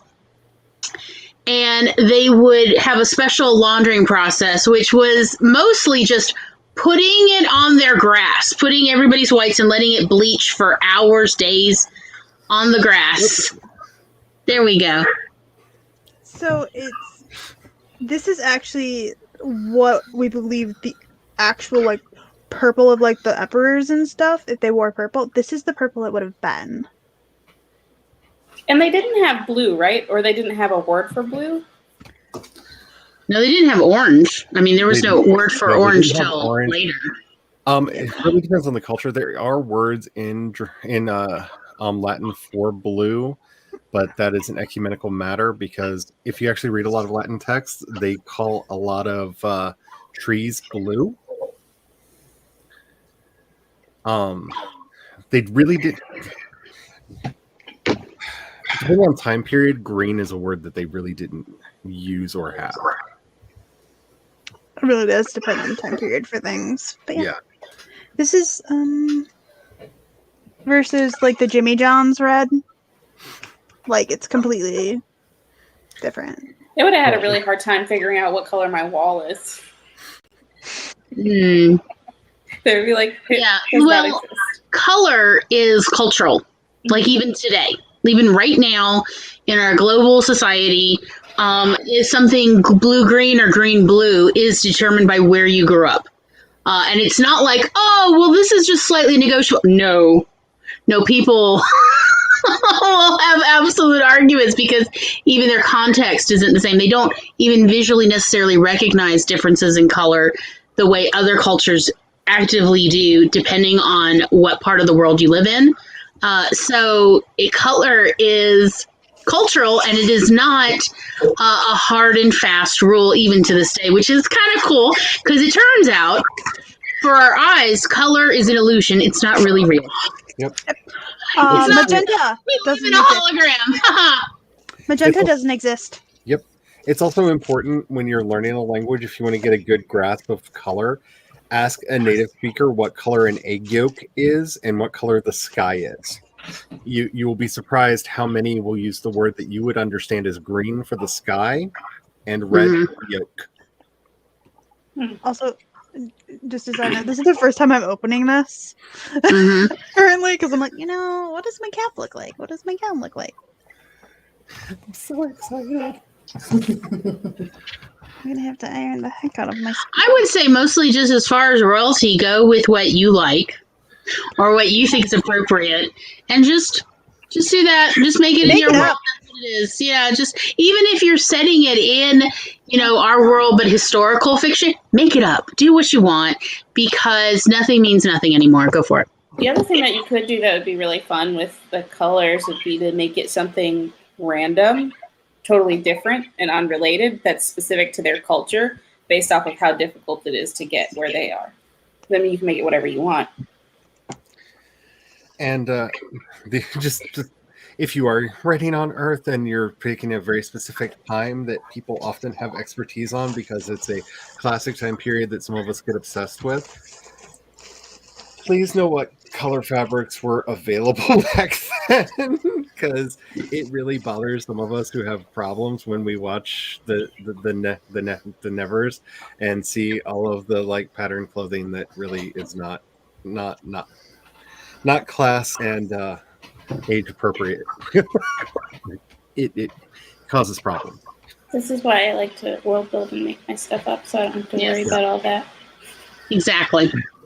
And that's the problem with that show, is it really could be set anywhere. The fact that it's in Victorian London really doesn't matter. Except for, I think at one point he wanted to use the word Ripper because they basically have a second Ripper in the story. And you could have still done that in a secondary world. It would have been fine. Mhm. But the fact that they start off with like, this is Victorian England, and they actually give you a date, and then I'm just like, they show like a Milton Bradley Ouija board. That's not historically accurate at That's not all. what spirit boards looked like at the time. That's what the Right. Milton Bradley board looked like when they decided to sell them. Most spirit boards were circular, especially in Europe, in England at the time. And it like drove me crazy. And I'm just like, I'm sorry. Tell me to shut up and leave the room if it bothers you, but I have to vent or I'm going to hate the show. Just like, I'm pausing it every time because I'm just like, this is really bugging me. Mhm. Inaccurate, wrong. Yeah. Because like you have a staff. Like you did not have to make these mistakes. You're on HBO. You had a staff. Somebody could have Wikipedia'd this real quick. Like Y'all could have Googled that. yeah, there's no excuse. Like if any of us self-published people make a mistake, we don't have a staff. Right. This is true. I'm much more forgiving of like indie and self-published stuff because we don't have vast networks of people. And the fact that Janice Benson was one of the EPs on here, who I'm pretty sure didn't look at anything because I know that she probably watched the episode the same way I did, going, "Why are they dressed like this?" Because she has a lot of those same issues. I've watched her commentaries on things. Those really pop. Diana, Very nice. 391 words. Never That is heard of that. amazing. Snaps for you. Pretty sure baseball equals the origin of dodgeball. Highly likely. I can't even watch that stupid dodgeball movie because of traumas from school. Or was it for when they would throw vegetables, rotten cabbages, and stuff at people in the square? Oh, when they put them in the stocks. Yeah, that one. You didn't have to work in a building that had the dodgeball posters because they had worked on the visual effects of the movies, so you'd see them every day. Oh, Every I just couldn't. What's that song from Into the Woods? Agony? Agony. As a tennis player, I feel like drunk tennis would be more dangerous. Probably. I'm just saying, tennis with Mary Jane is probably really funny for people on the outside because we thought we were killing it just because we didn't hit the net. I mean, misspent youth. Oh. I looked it up. It was interesting that they have buildings where they're pumping oil underneath these buildings. Mm-hmm. And they don't look like they should. Yep. Mhm. 50s were wild. Hello, Chris. How are you doing? I haven't seen you around for a while. I hope all is well. Chris is a friend of mine from the conventions out east. Nice. And really fun and has all of the badges. All of the badges. It's amazing. I read this as blue and silverware. Same. Yeah. I was like, oh, spoon jewelry. That's I mean, you know, down here in the Walking East, from a mile away. they use silverware for keychains. It's crazy. It's so weird, but they yeah, make rings out of them here. yeah, it's wild. I kind of want one of the characters in the story. There's no way I can. If I can find a way to shoehorn one into book one, some kind of person who thinks that they're an admiral with like a lot of power who literally has forks on their shoulders for epaulets. Like I kind of want to do that now. That'd be awesome. Rare blue and silverware. Why does that sound like something from Alice in Wonderland? If it's Because it not, sounds absurd. yeah. If it's not, it should be. It really should be. So silver, but not so. But so does the elite soldiers. Also, no words built a cat cage. Fun. I need one of those. My cat keeps going into my closet. Ooh. And then my dog can get into the closet. And the other day, my Nobody dog wants ate my comforter, the whole day and the cover from inside her crate. It's the whole thing. Oh no. It's fine.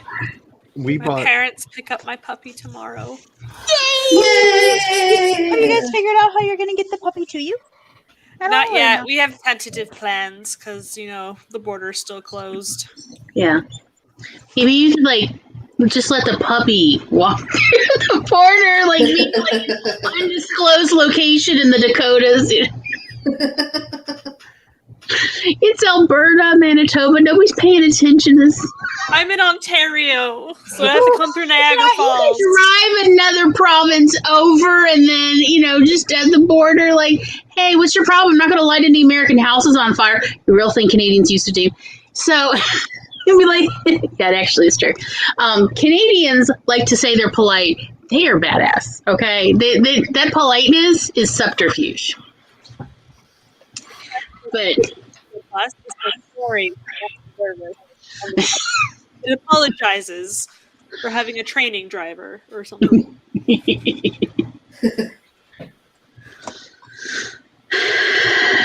Every time. Laura's puppy. I know. Do we have puppy pictures? I have one or two, but yeah. I'll show you. I can't wait. Yay. And Because it's the cutest breed. Ah, full screen. Because are you going to share on the computer? I'm gonna hold up my phone. Okay. Why did my phone just jump to a year ago? What the heck? Because it what knows phones it's do. But does that mean people who are doing the drink thing have to drink now? Yeah. Whatever. Okay, I'll just show you my countdown timer. I promise there's no amaretto in my tea. Aww. So fluffy. I'm So sorry, fluffy. but it's still so cute. So I'm fluffy. gonna say, be kind to her now because once this puppy arrives, her timer game is going to be so hot, like her channel is going to explode. And Yes. she's going to look back at the rest of us and be like, I just don't know. I mean, me and my millions of puppy followers. Plebs. Right. I've already requested a 10-minute puppy timer Once my- I get the puppy. So for my show. we have a camera that has audio on it. That is the puppy cam that's being set up at my parents' house, so I can watch him while I work. So one of my sisters also has the login for the camera, and so our last family vacation we did was to Williamsburg, Virginia, and we did all of the old school stuff. And so there was a lot of fife and drum going on down there. So my sister would have the Spotify going with fife and drum in the car whenever we were driving down the battlefields. And so now with the puppy cam up, she's just going to log in and blast fife and drum into my parents' house. Oh, that's amazing. So much to unpack there. So fun. It's all good I take fun. it they don't know this yet. Oh, they know. She's already done it once when we were setting it up. So we can also adjust like the rotation of the camera and stuff from viewing it, like a nice. remote control. So my parents are like, why is it moving? Why is it staring straight up at my face?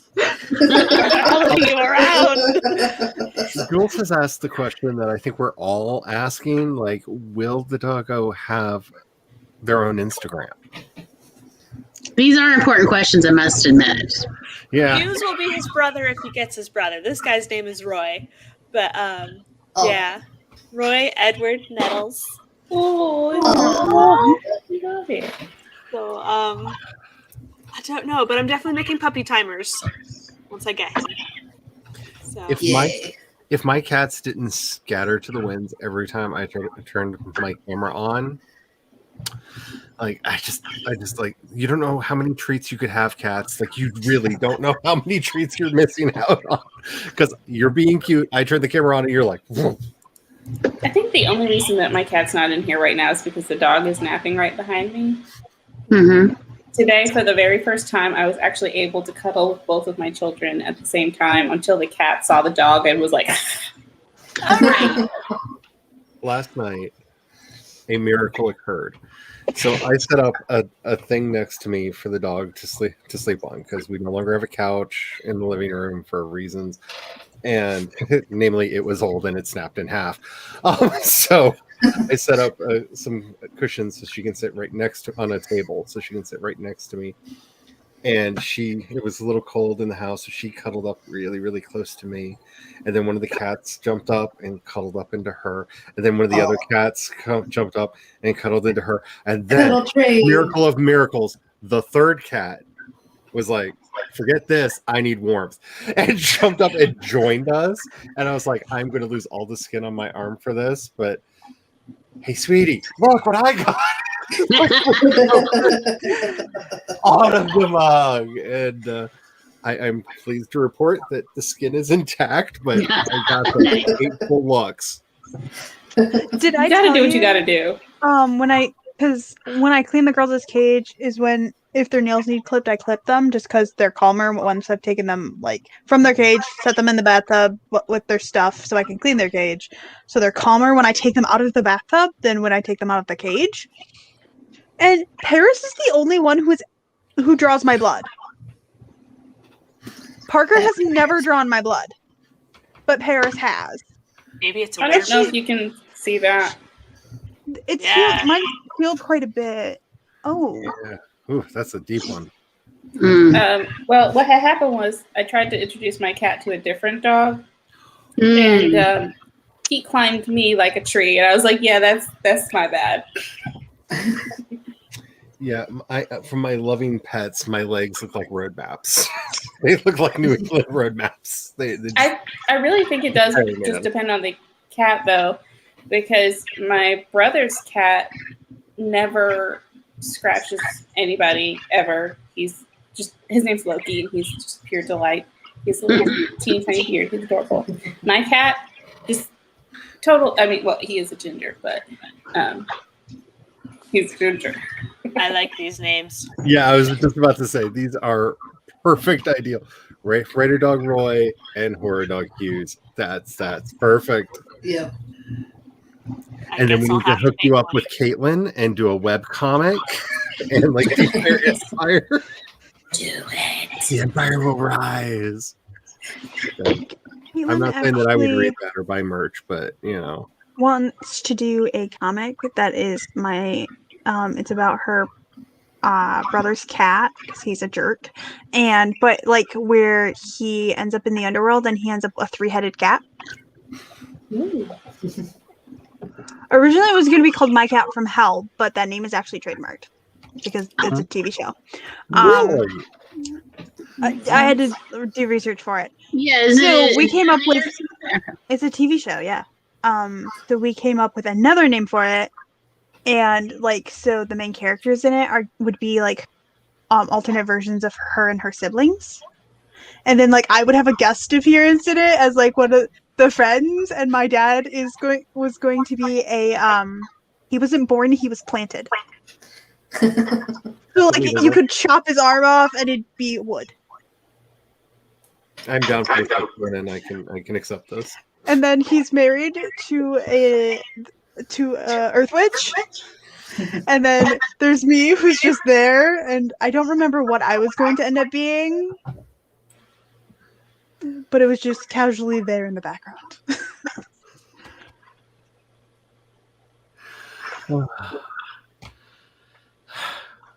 I guess we should do another sprint. Let's go get things accomplished. It's gonna go great. I'm enjoying the conversation so much, and I'm looking at the time, and I'm just like, I really wanted to get at least to the midpoint of this chapter today. It's probably not gonna happen, but I'd really like it. My own self-guilt making me be productive since... How old am I again? Well, apparently I stopped in the middle of a sentence when I was writing, so. Alrighty, I'm going to set us up for a 25. The purple one, I'm going back to my ice blue or turquoise, whatever we're calling it, because I don't know. Frozen Pony for the win. I'm dedicated to the purple. I'm going Frozen Pony as well because Charlie and I cannot lose. Yeah, That is true, so I gotta go with that one too then. I'm still sticking with it because I love the nail color. So that's what I'm doing. Sorry, there's a helicopter going over very slowly and low. I don't know if I'm hoping the mic is not picking it up, but I don't hear anything. I think they've changed the flight lanes again because the hospital is on that side of us, and I think the medevac now goes over us from time to time. I just heard the sound. I couldn't figure out what it was, and then I realized it was a helicopter. I was like, oh, crap. Or someone's escaped from jail and there's a manhunt going. I mean, there's things going on. So much, it's just tiresome. I don't know why we have jails. I really don't. Apparently the jails have honor codes on the doors, please don't leave, but if you do, because the amount of times my phone goes off and prisoner escaped from that same place again. That same place again. Seriously, fire your guard, change the lock, maybe they'll stay inside. I don't know. Really is sounding like a them problem, not an escapee problem. Reminding me of the song in the Big Rock Candy Mountain. All the jails are made of tin. Right. You can walk right out of them as soon as you walk in. Yep. Heck yeah. Heck yeah. It feels like that. Where I knew somebody who was the assistant sheriff, and at their jail in Terry, Mississippi, I'm totally dragging them here. The emergency release button to release all the jail cells at once was literally within reach of one of the cells. So multiple times a day, this would happen. They would press the button. If they put anybody in that cell, they'd go and just press. They didn't even have to really reach. It was right there. And they didn't even put a cover on it, little lock, nothing, for literally 2 years. So this went on constantly.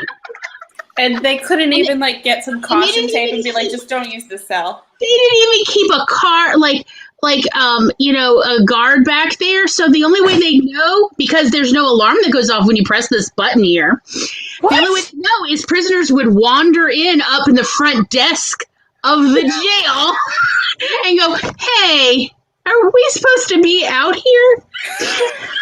Because the doors just opened, so I thought, "Oh, is it snack time?" I'm not joking. That's what he told me. They said. Why does this sound like it's more of like a nursing home than a... Like, if you knew Terry, Mississippi, you would know that this is very on brand for like everybody who lives there. This Here is he another is. thing. I just have to say, like, y'all hear stories about like all these like cliches of like the Southern sheriff who's just completely inept. It's not a cliche, it's real. It's based on real life stories.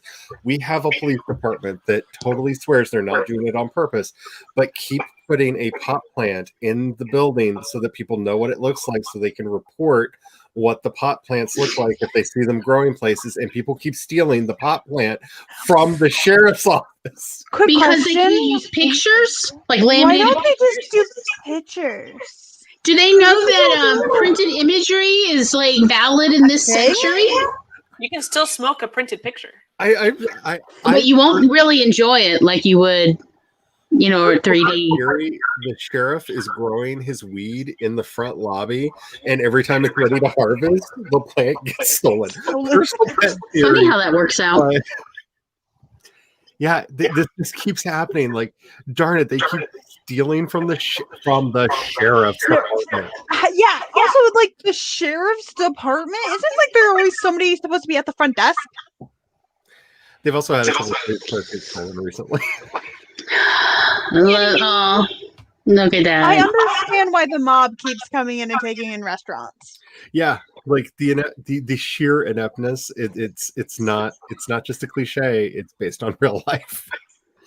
Like, yeah, so I can honestly tell you, any like kind of crazy, silly, such incompetence you want to attribute to the Deep South government bureaucracy, absolutely valid. Nobody's going to call you on it, like who has grown up in the Deep South, because it's all true. So true. And yeah, Carrie, we are kind of Hi, having Carrie. a party. And if you need a link, you know where they generally are. And if you just need me through, just let me know. That could be a I'm ring. so glad the sheriff's department in my hometown was not that inept. Oh, just don't get me started. Just.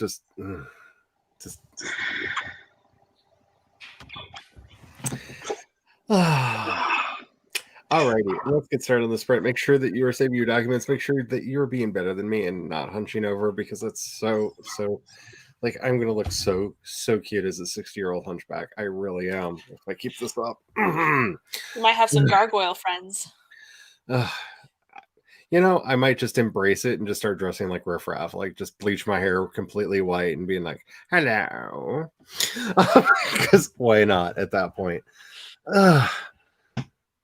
Hydrate, take care of yourselves. Let's get some writing done in 5, 4, 3, 2, 1. And I'm on the wrong window because I am so bad at it. Just go.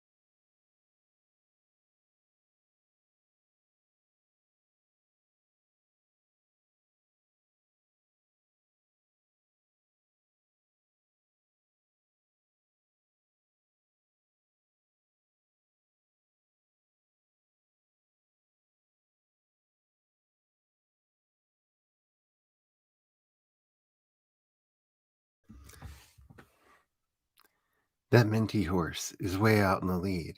Will it win? I don't know. The pinky horse is coming up. Is it going to be the pinky horse? Wait a minute. Wait, the blue. Yeah, it's the pinky one.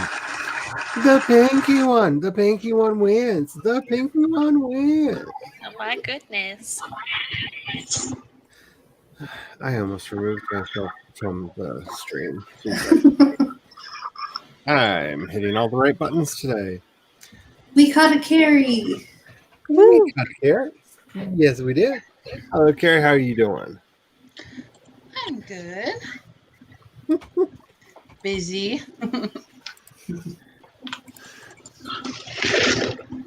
I did not get nearly as much.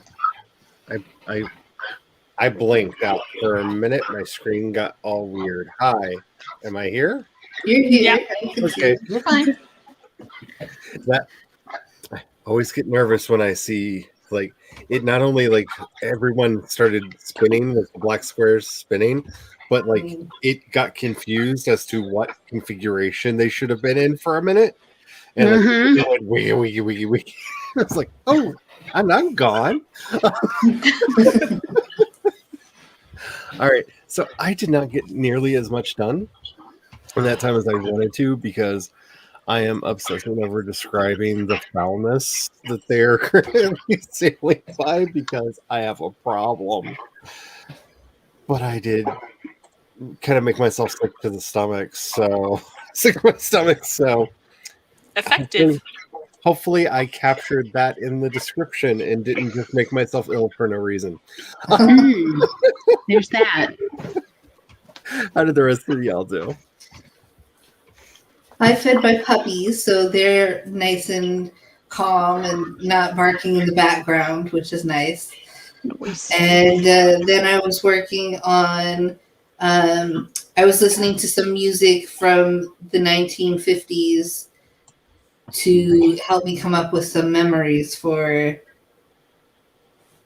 this main character. Cool. Yeah, because depending on the time period, that's like birth of rock and roll and Yeah. stuff. Yeah. So I'm gonna have the main character be really into rock and roll and like get really into Beatlemania because she's at the perfect age to nice. like fall in love with the Beatles. So I'm having that happen, and but her parents are gonna like more of the like Nat King Cole is really popular in 1950, so Yes.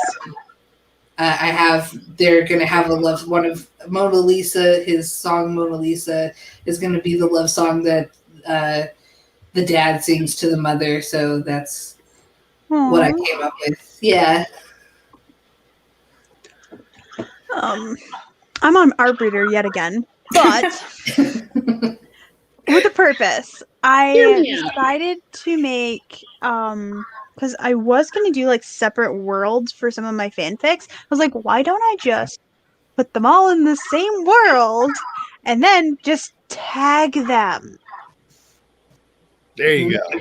and connect like because they'll like be linked to like one fanfic would have similar like the linked stuff together. And so in one of my fanfics I have one version of the character, but because she's been reincarnated and she looks the same each time because she was originally supposed to be a doppelganger, but they messed up and now she's like reincarnated. So I have like the one picture I have of her looks like more like a photograph. So I'm trying to like make like one that looks almost like a painting instead. And then like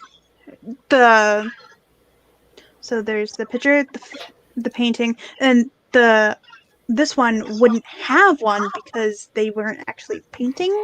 It would have like they could have, but they didn't have like the materials and stuff, so they wouldn't have any paintings of her from that time. Mm. It's a Vampire Diaries fanfic. It's the Sister of Darkness one. It's that one that I ranted about for like an entire stream one day. It was fun. Good time. Good time. Megan, you're special. Oh, You're the only am I? one with no glasses. Oh my goodness. Wow. That's so unusual. because my brain's working on a delay, just two things to consider with somebody who's really into the Beatles.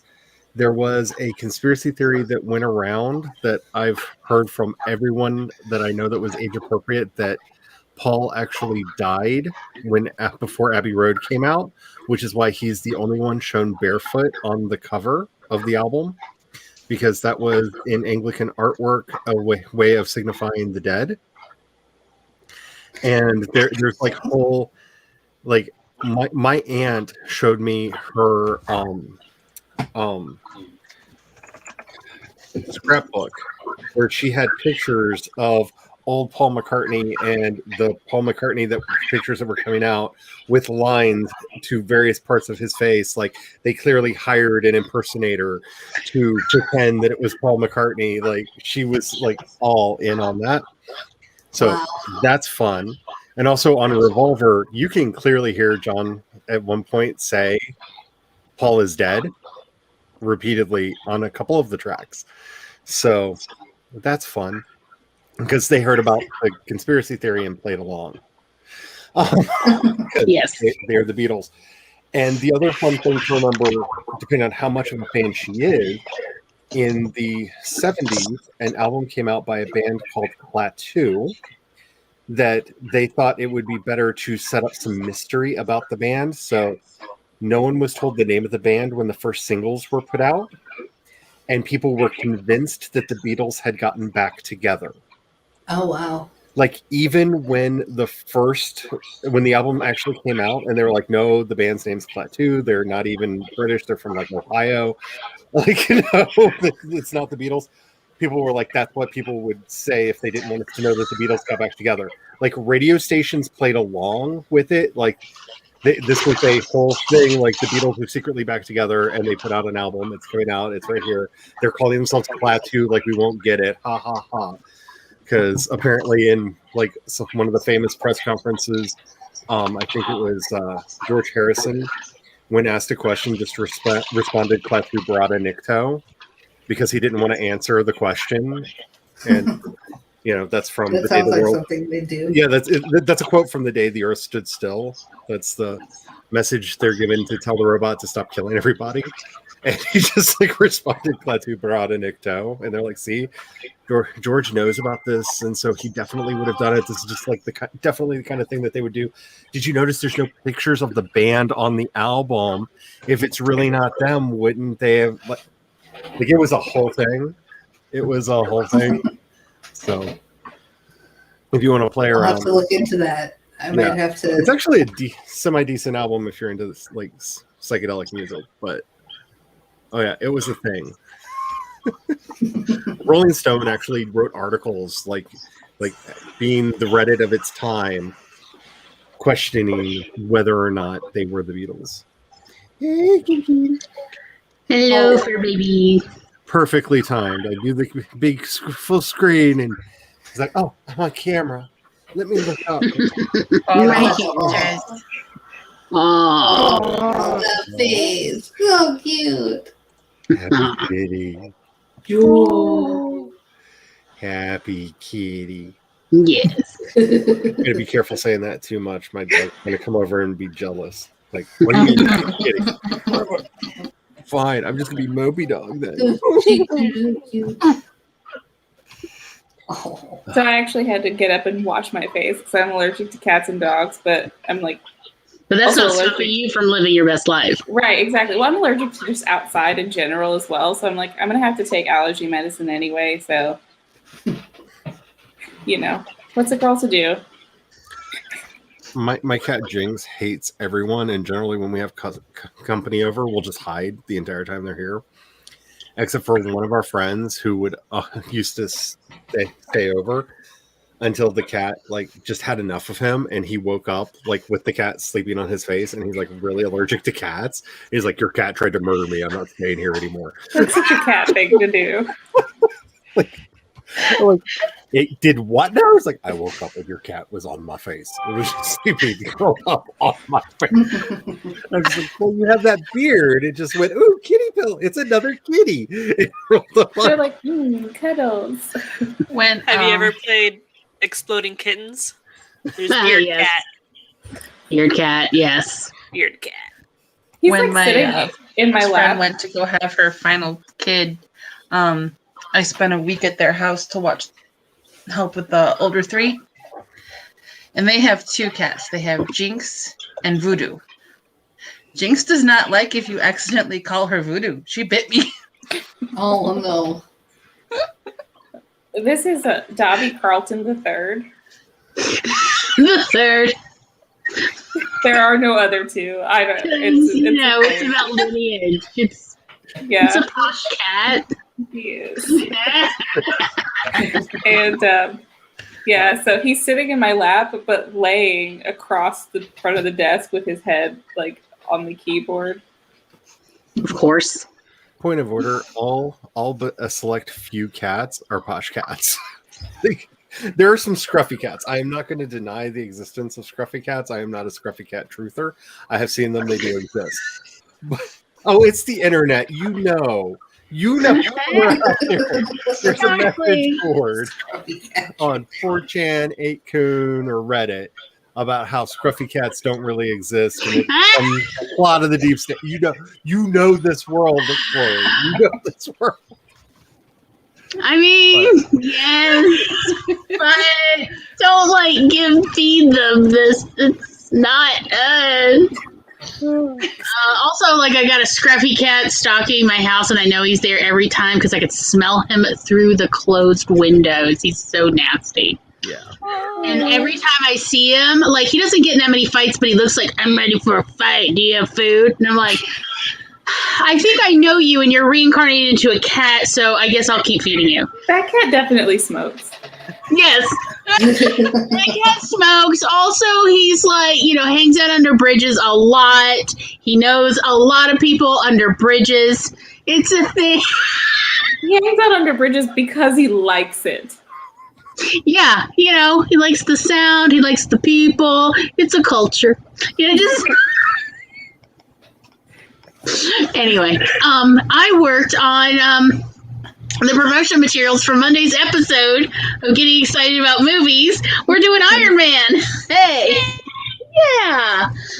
So I'm at the portion where I stalk all of my guests to get all their deets, for the description thing, which people have criticized it so long, but I am not about to say, oh no, we can only have 4 links for you. No, I'm let's do all the links.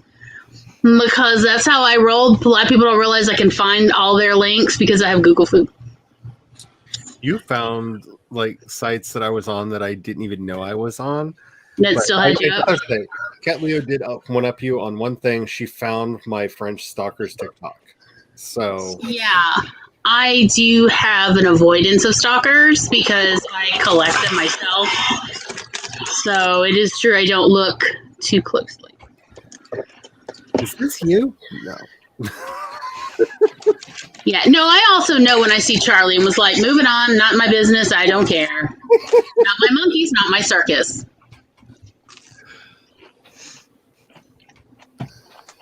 I'm just going to say, Jules kind of blew my mind here. Because I think we've only had this color. Yeah, we've only had the same ones. They just switched places. Yeah,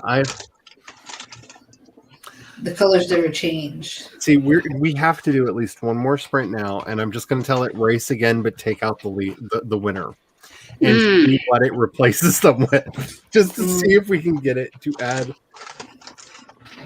What will happen? So he just climbed further onto the keyboard, and Oh no! Another button? yeah, and I don't know which direction it points. You're going to find out eventually. Really, buddy? Yeah. That is a quite literal keyboard warrior. He is purring so loud, though. He's like, yes. You know what? You love it when I destroy the things you own. Me. He really is. Oh, that is a cat, 100%. Diana, Your cat is purring for me.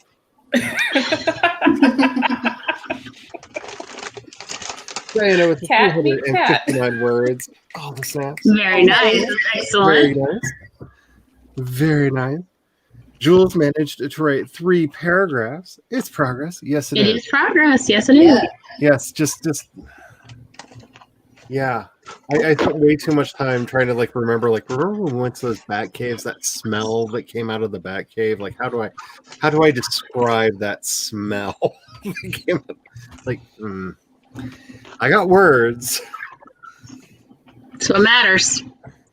One of the worst smells for me is rotting mangoes Mm. because in my science class in chemistry in high school, we were making ethers, and that's what one smelled like, and it went horribly wrong, and we could not use the classroom for days because the smell was so bad inside. So we held Oh class my gosh. outside. And then my family, we went hiking in Hawaii, and there was rotting mangoes all over this one trail, and I was just like, no! Oh man. Beautiful. Just For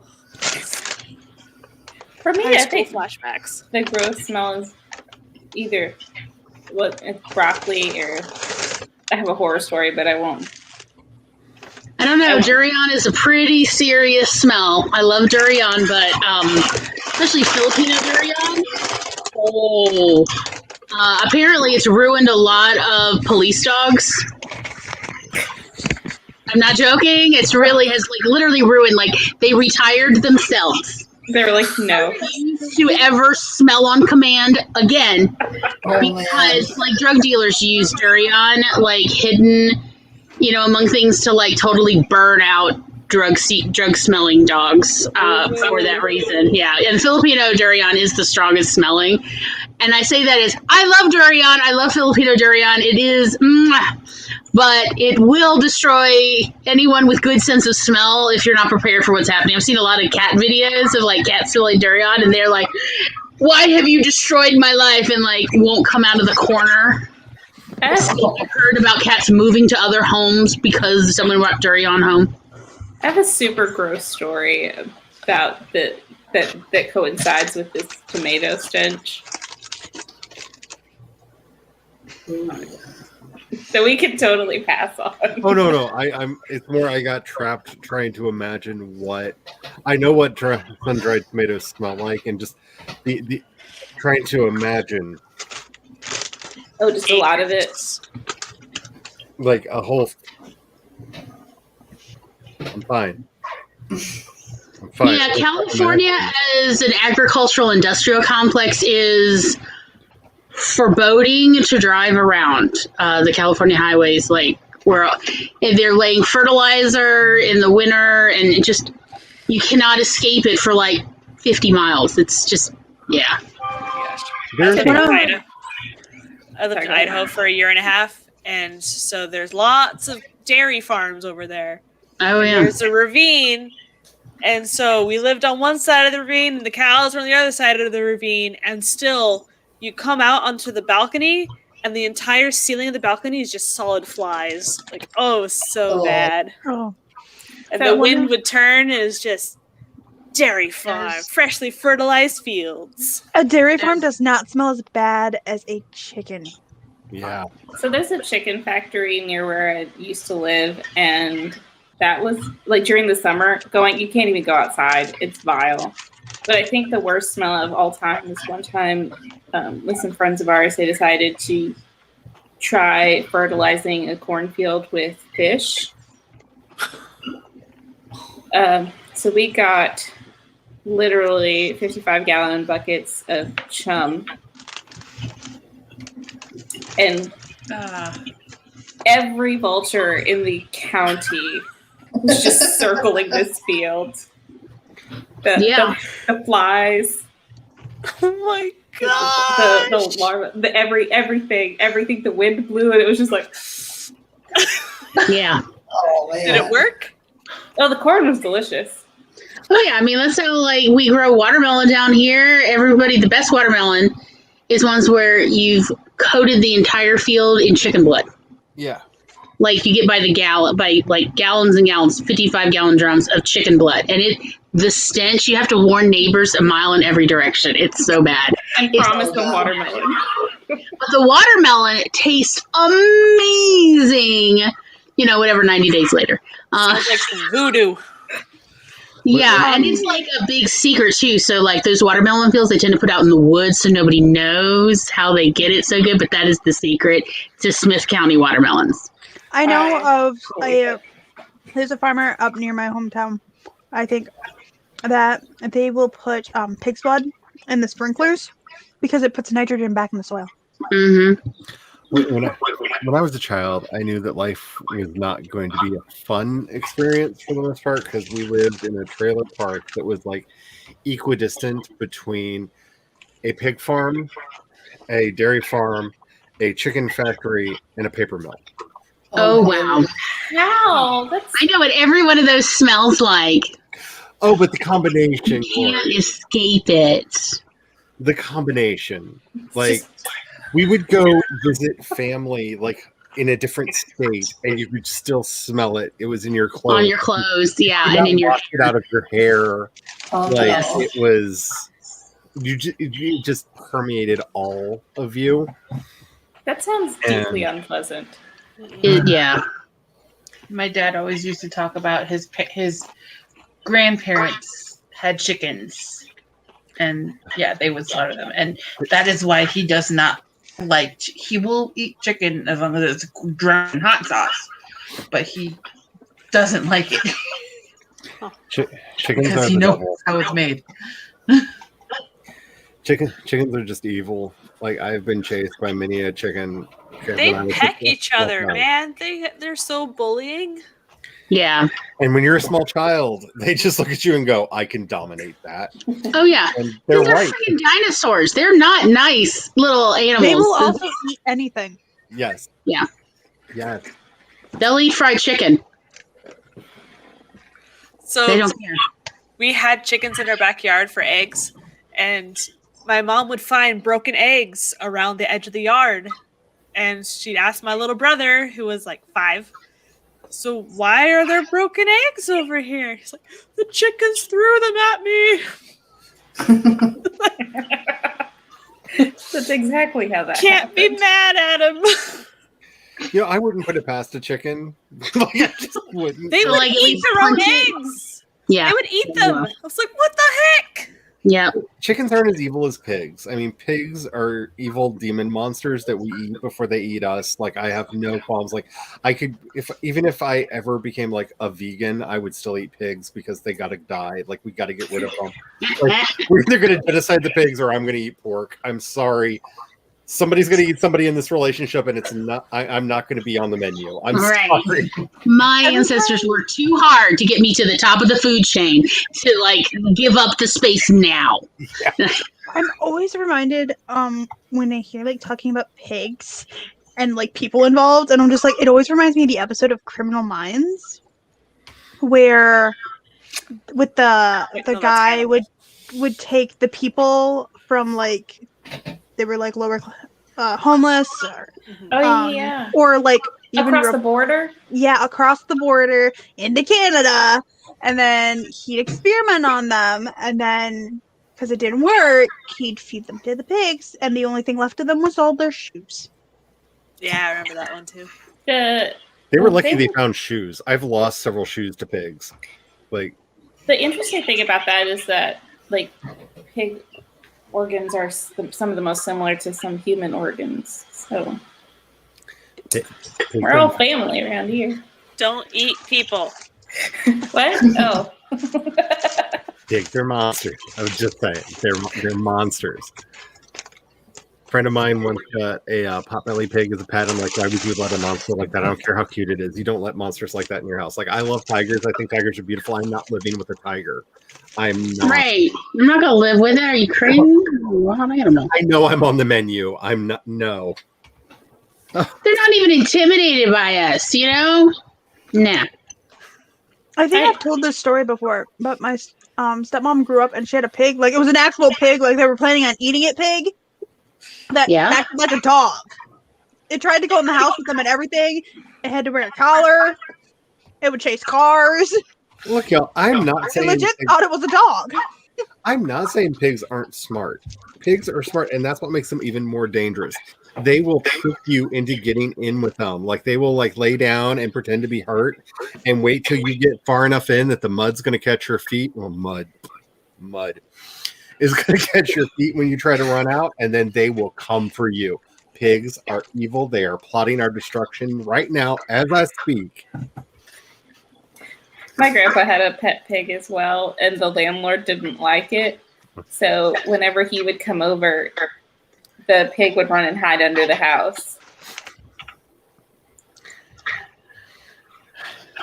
No. No.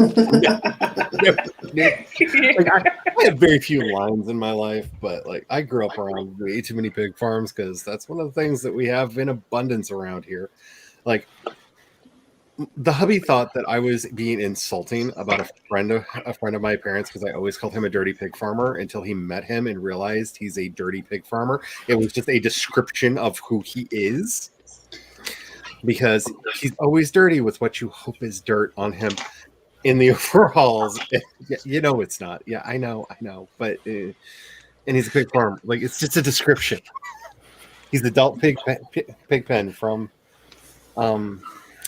the Peanuts cartoons, and he owns a pig farm. No. You know, it's funny, when I lived at a chicken farm, when you were talking about the chickens eating their own eggs, it was the turkeys that actually hatched most of the chicken eggs. The turkeys would be like, oh, you know what, just, you go, I'll take that. There'd be like one turkey sitting on like 30 eggs.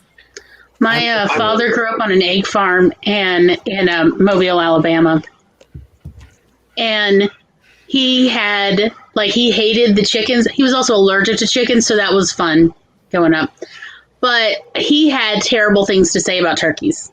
He absolutely hated. He used to, like, the only time we could ever get Dad to always curse. Dad was such a gentleman. He tried to always be very much, I mean, like, the man tried to shake my hand several times when I was a toddler. And it was like, why? You know what I mean? Like, he was very, very considerate, very, maybe a little too formal, but okay. But he would get in a foam cursing if you go, Daddy, what's it like raising turkeys? And he's just like, Who's coming by our house? We have wild turkeys in the park. Wild turkeys are not the same thing as domesticated turkeys at all. And domesticated turkeys are so overbred that the problem that he hated them more than anything, and there were many reasons he hated the turkeys even more than the chickens, was because they would always raise them for Thanksgiving, because you could sell pretty good then. The stupid things would stare up at the rain, and you'd have to be out there in the rain the whole time, however long it rained, 4 hours, 12 hours, just pulling them. They would pile up on each other or stare up at the rain and drown. Yeah. And this was the only two options for the turkeys. So pretty much all autumn, every year of his childhood, it was spent in the cold rain, either pulling turkeys off of each other so they don't smother the ones on the bottom of the pile, or throwing them into the lean-to so they'd quit drowning in the rainfall. Because they keep coming back out to go look at it. And then they would literally drown. Their mouths open. I had to do this as a child too. Yeah, they pull their heads back so far, their mouth comes open, and the rain just goes straight down. And he described it like as a nightmare game of never-ending poultry necks. You're just throwing one way or another, and they're attacking you and they're biting you too because they want to get back on the pile or they want to get back out into the rain to stare at it. Yep. And he was doing this for literally hours because it was just him and his brother. And, it's like hundreds of turkeys. And he's just like, God damn turkeys. And he would just curse. And it was like, go on, tell me more about the turkeys, Dad, how they're terrible. And he's like, yes, and I enjoy eating. Because he loved eating turkey meat, though. So every time I would have to roast him a turkey, it's like, tell me about the turkeys while I, baste this baby. Hilarious. It was, like I said, he was such a gentleman. He was always trying to be so very, forthright and considerate. But yeah, he would foam at the mouth talking about his stupid effing turkeys. One, enjoy. Called out by this question because my childhood was primarily running away it's from fair. animals, Like between Yeah, and then the axe murderers, the animal, everything's chased you, Charlie. Are The you a structure runner? is, I do have an answer for this, and it's not enough hot men. Like that, I mean, Charlie, why are you describing my life? My life is also not filled with enough hot men.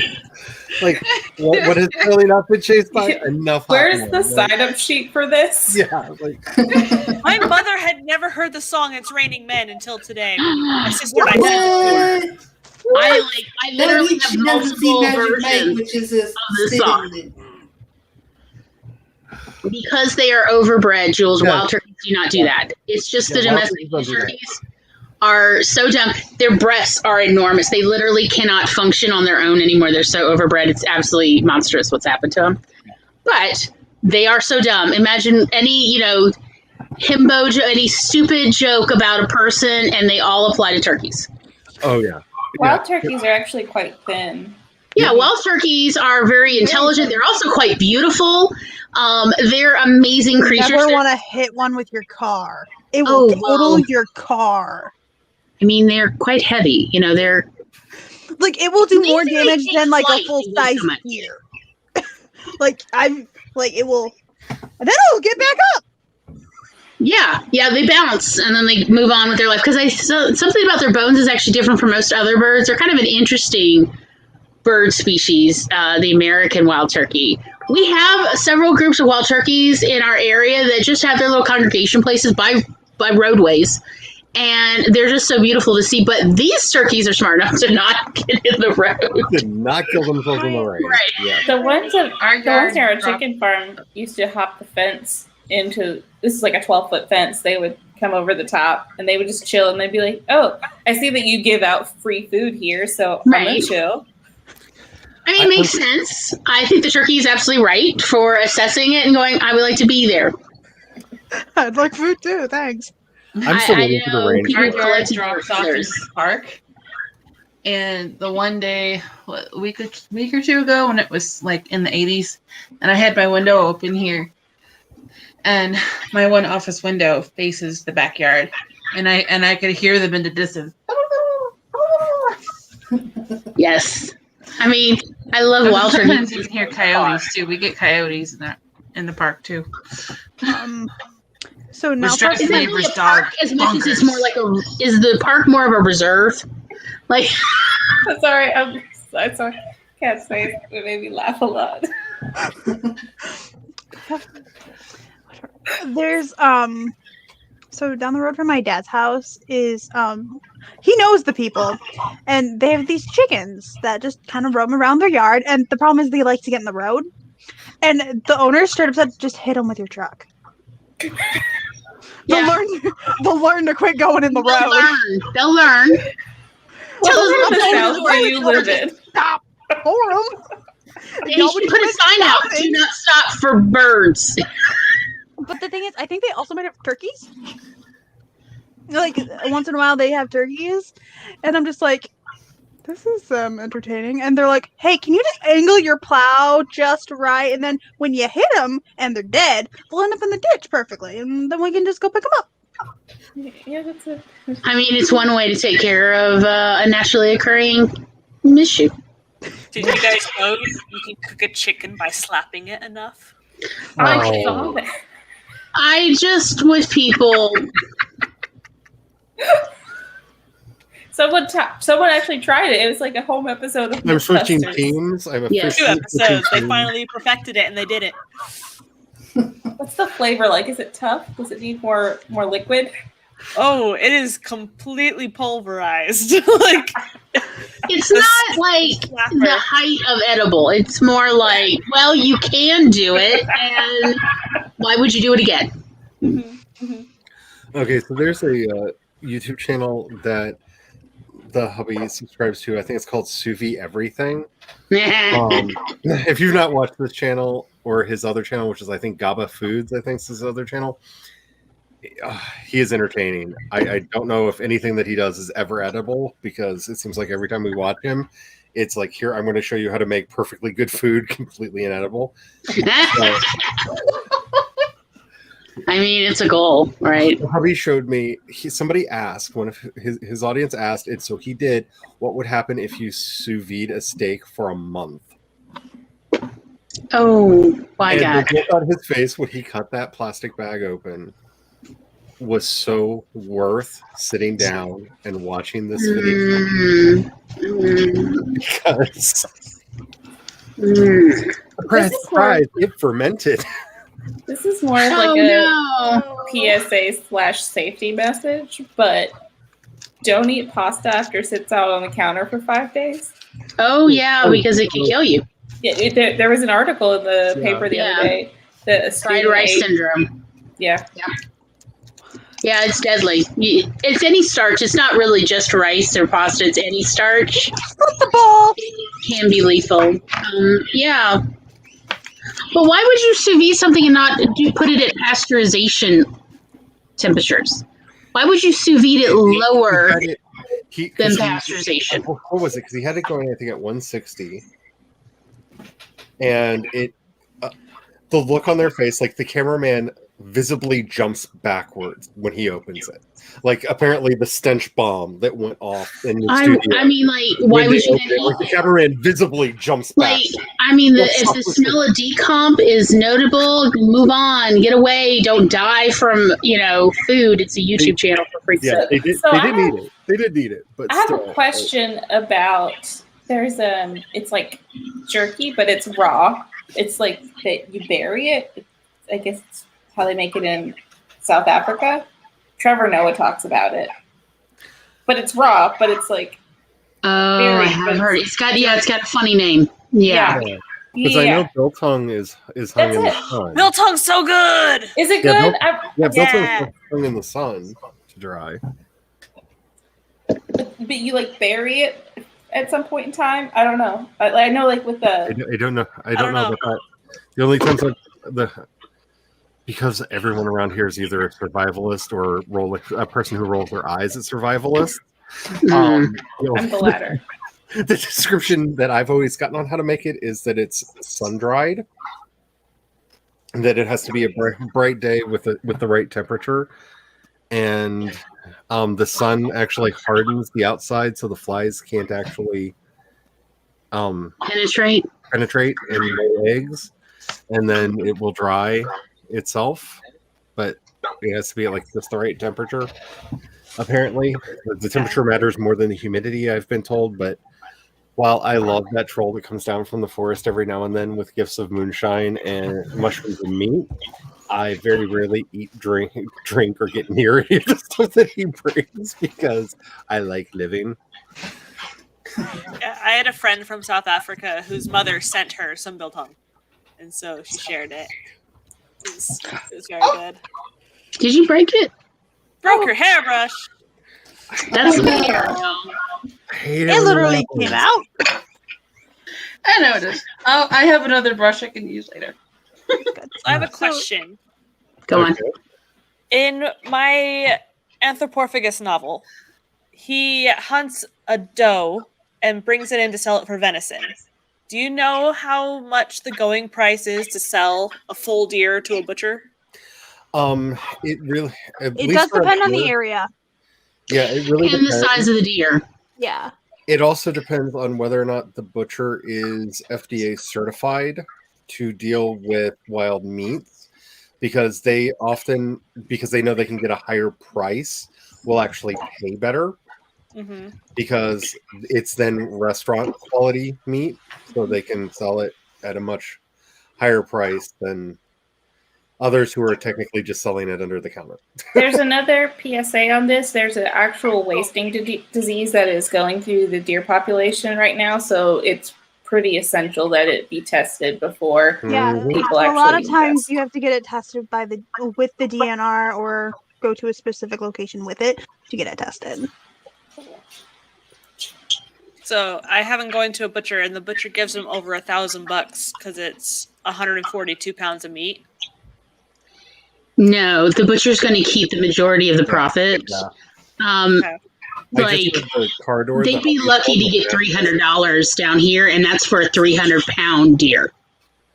Like, we regularly have deer that weigh upwards of 280, 300 pounds.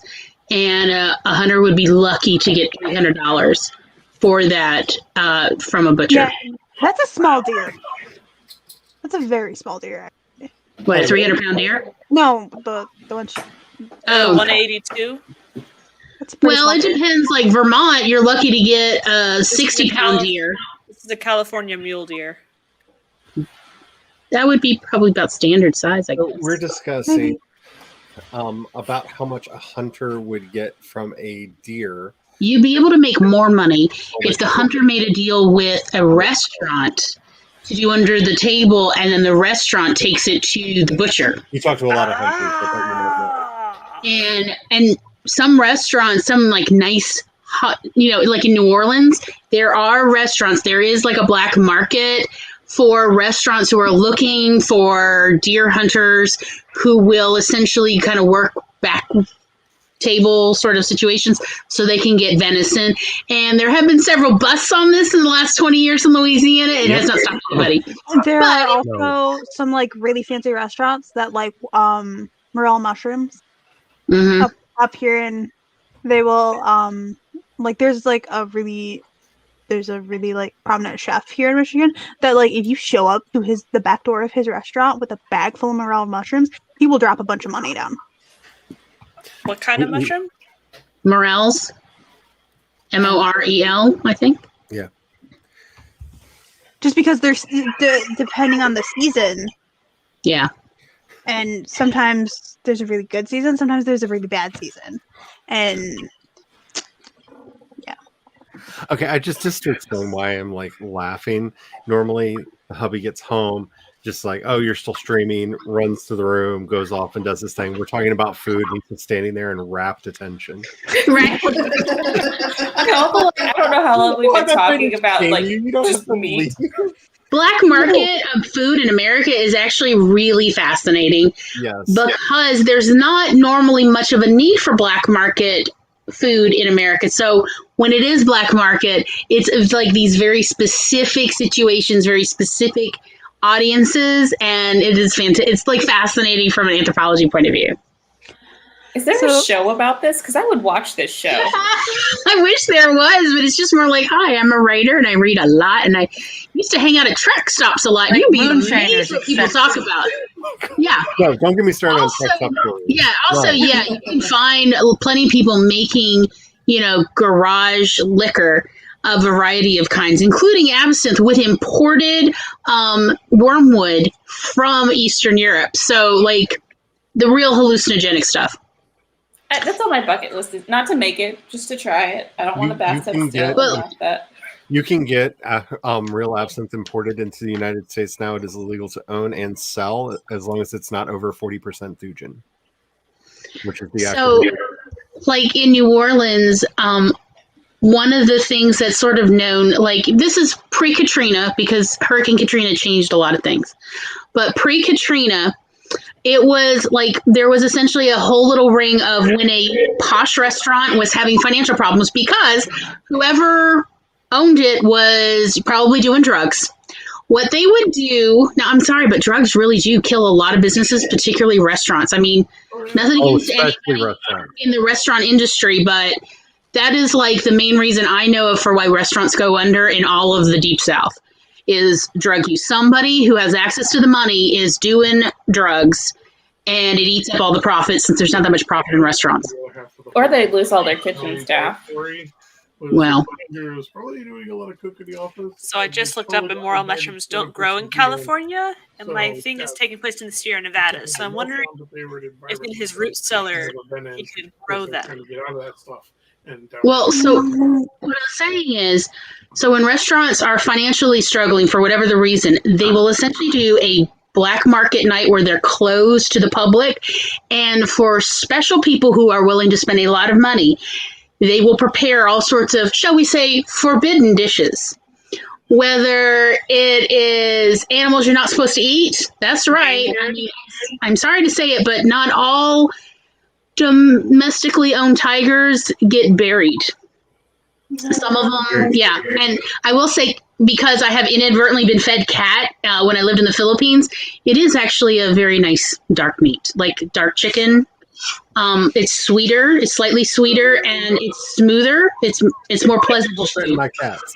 I'm sorry, but it was actually quite tasty. I was like, this is the best chicken I've ever had, and that's how I found out it was not chicken. I felt kind of bad, but it really was so much better. It was like what I always wanted dark chicken meat to be. But anyhow, so yes, so like there is a market for eating big cat. There's a market for, you know, all sorts of these gourmet prepared meals, including using psychedelic mushrooms and you name it. And so restaurants that are financially strapped, that are these like posh restaurants, will, like, in order to get a big influx of cash, essentially have a closed night where there's for a private party. And it is people who come from states, from various states, to go eat these illicit meals and will pay a lot of money. It is essentially like a black market industry in the restaurant industry.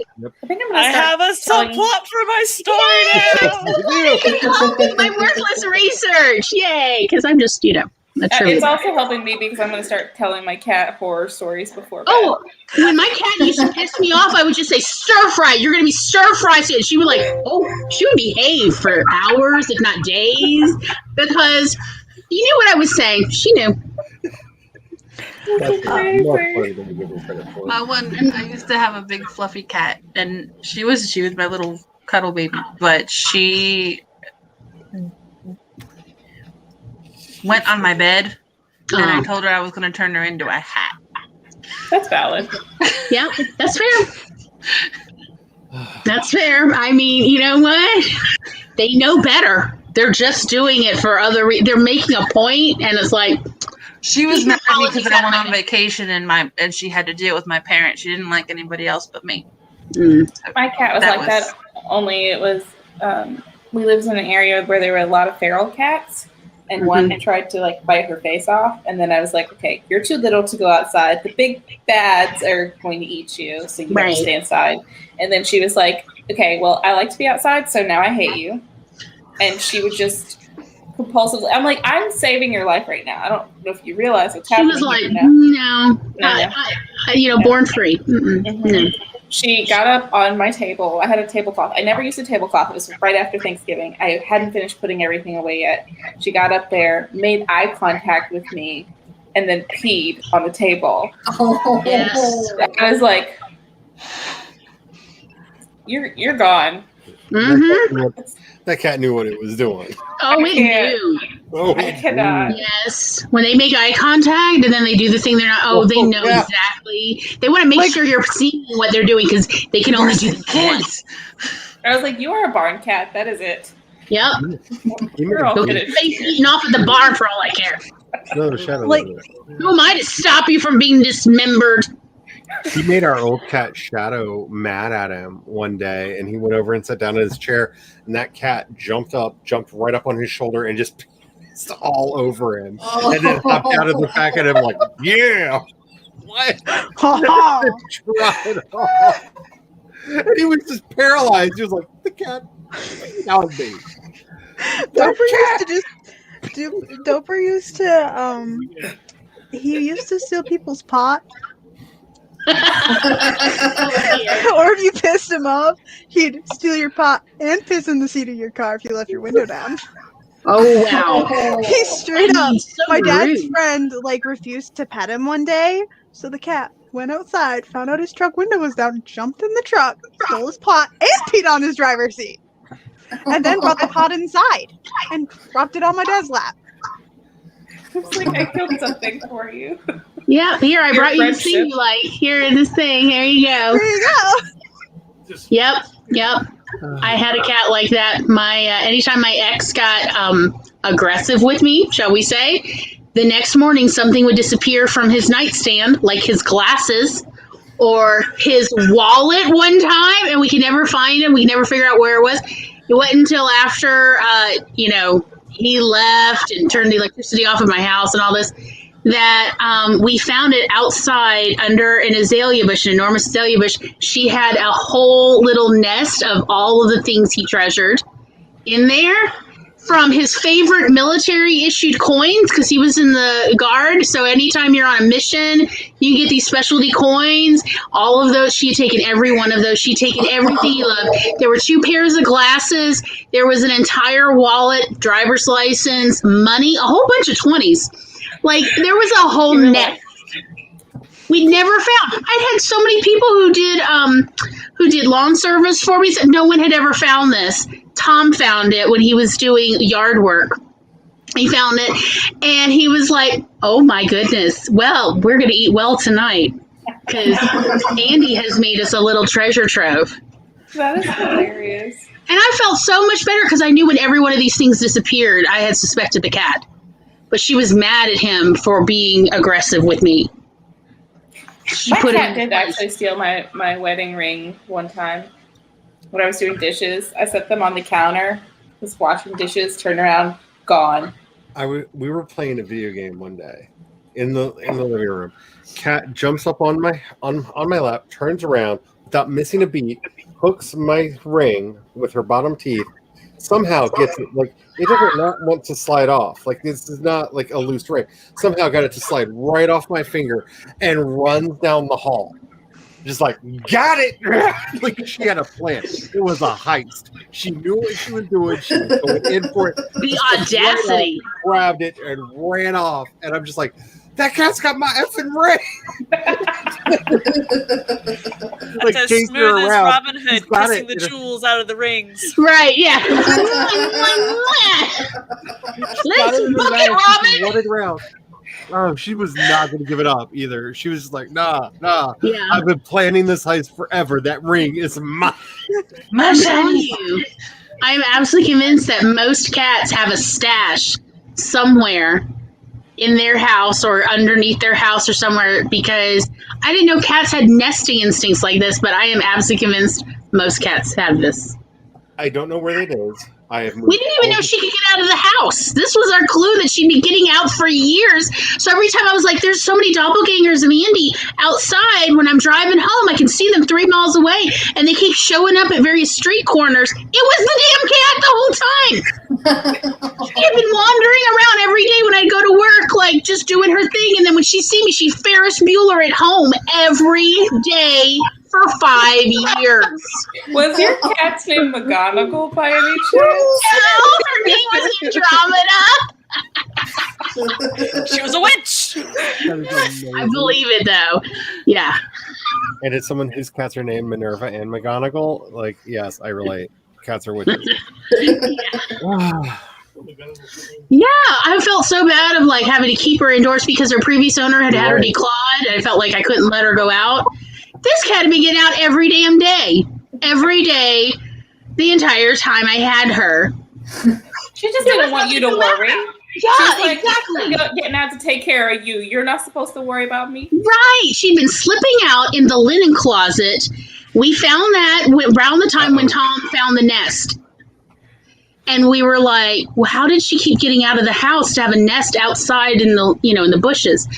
And she had been getting out through the linen closet in a little area and then going out from under the crawl space under the house out and then doing her things, having her grand days every day for years. So Her own cat. McGonagall hatched a plan, I guess maybe 2 months ago. She ran up to the dog, popped her front paws up onto the dog's back, and just stood there. And Sasha just kind of looked like that's weird and walked off, and the cat just kind of hung on and then flopped to the ground. And I thought this was strange. And she would do this over and over again. What I didn't realize is she was acclimating the dog to her presence.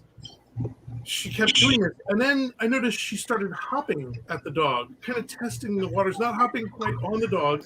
Usually over. Usually just right over, from one side to the other. About a week ago or so, she started actually hopping completely over the dog. Because at first, a couple weeks ago, it was kind of hopping at. And then she put her paws up on her. And then about a week ago, she started hopping completely over the dog. So I started watching closely. I'm like, this is building to something. And because yesterday she hopped over the dog, but got really close to almost landing on the dog's back. And I'm like, this is coming up. This is going to happen. And Charlie starts hollering from the living room that McGonagall had actually hopped onto Sasha's back and rode on her back for about 5 seconds. Burn around the living room on the dog. He's like, you know what I need? I need a steed. I'm gonna have to break my steed in, train my steed. That's what I'm gonna do. I Since didn't mean to alarm you, but sentience is evolving in your house while you are away. I mean, it sounds legitimate to me. Oh, I Are swear. really in charge. Somehow. We had a German short haired growing up, and we had another cat. She was my sister's cat. And every time the dog came back in the house from being outside, the cat would wait by the door. The dog would come in. The cat would jump up on her hind legs and smack the dog in the nose. And he'd look at her like, "What the?" So my dog is very excitable, and she, like, as soon as I give her permission to do something, she's like she can't even contain all the energy in her body. So as I'm trying to gradually introduce her to the cat, she like gets really excited one time, and I'm like, Piper, wait. And she like can't contain herself, and she's like, oh, hello. And the cat was like, no. Not having. And she looked at me. She was like, oh no. And she like goes back to her bed, and she like sits down and she lies down. And she's like, since you've been a naughty puppy, the cat said no. My she dad looked says at me that like, one of I'm his so sorry. my dad says that one of their biggest mistakes when they got Willow the dog was telling Doper that she was a baby. Because when one of my dad's friends came over with their granddaughter, Doper swatted at the little girl with his claws out. So my dad just threw the cat and said, no, that's a baby. You don't harm babies. And he's never heard a baby since. But the problem is they told him that the dog was a baby. Oh, no. Oh. So Willow could do just about anything to him, and he couldn't smack. He's like, I can't use my claws. Can't use my claws. So, like, it wasn't until, like, this last year or so, which they've actually gotten along a lot better now, where the cat would just go, pop, pop. Now it's starting to go because they're like, she's not a baby anymore. It's okay. Just smack her. Mm-hmm. Like, that was their biggest mistake, was telling Doper that Willow was a baby. Mm-hmm. I think that's it. We'll go over to see my parents' house. It's my parents, and they have a border collie, and border collies are insane. Oh yeah, Willow's part Especially when border they're collie. cooped up in the house. So we come over, and she gets so excited to see somebody other than my parents. So she's barking her head off. So we've actually we taught Anna what do we say to the doggy, and she goes. So every time she sees a dog now, she thinks that's what you do. Is when you see a dog. That is so cute. Even when they're not barking. My best friend has a border collie, and we were going on vacation one time, and the dog was going with us. My cat was staying with my roommate at the time. And so we were just like, I was getting the last few things in my bag, and we were getting ready to go. So she had her dog in the house, and I was like in my room grabbing my stuff to like roll it out. And I come back out. My friend's sitting on the couch. Her border collie's on her lap, and my cat's sitting at her feet like, yeah, come down here. I dare you. And the dog's like cowering, like, oh.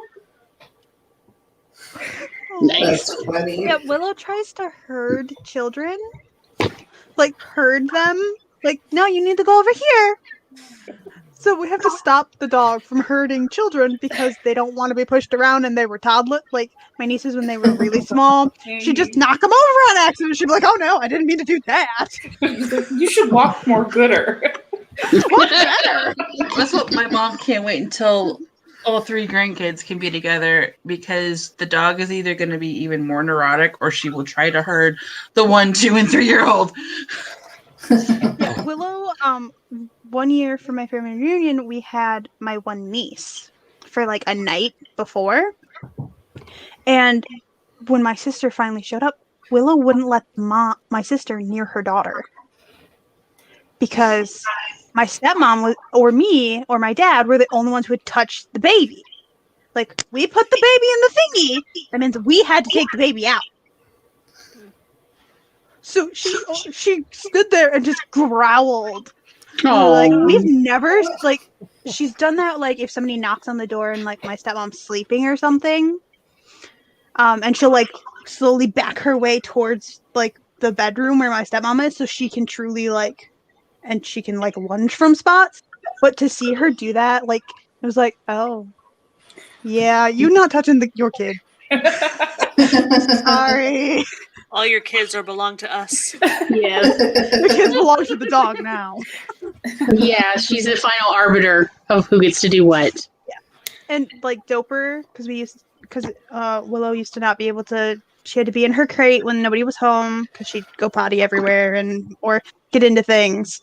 And so the cat, one day I got home and neither of the animals had noticed me.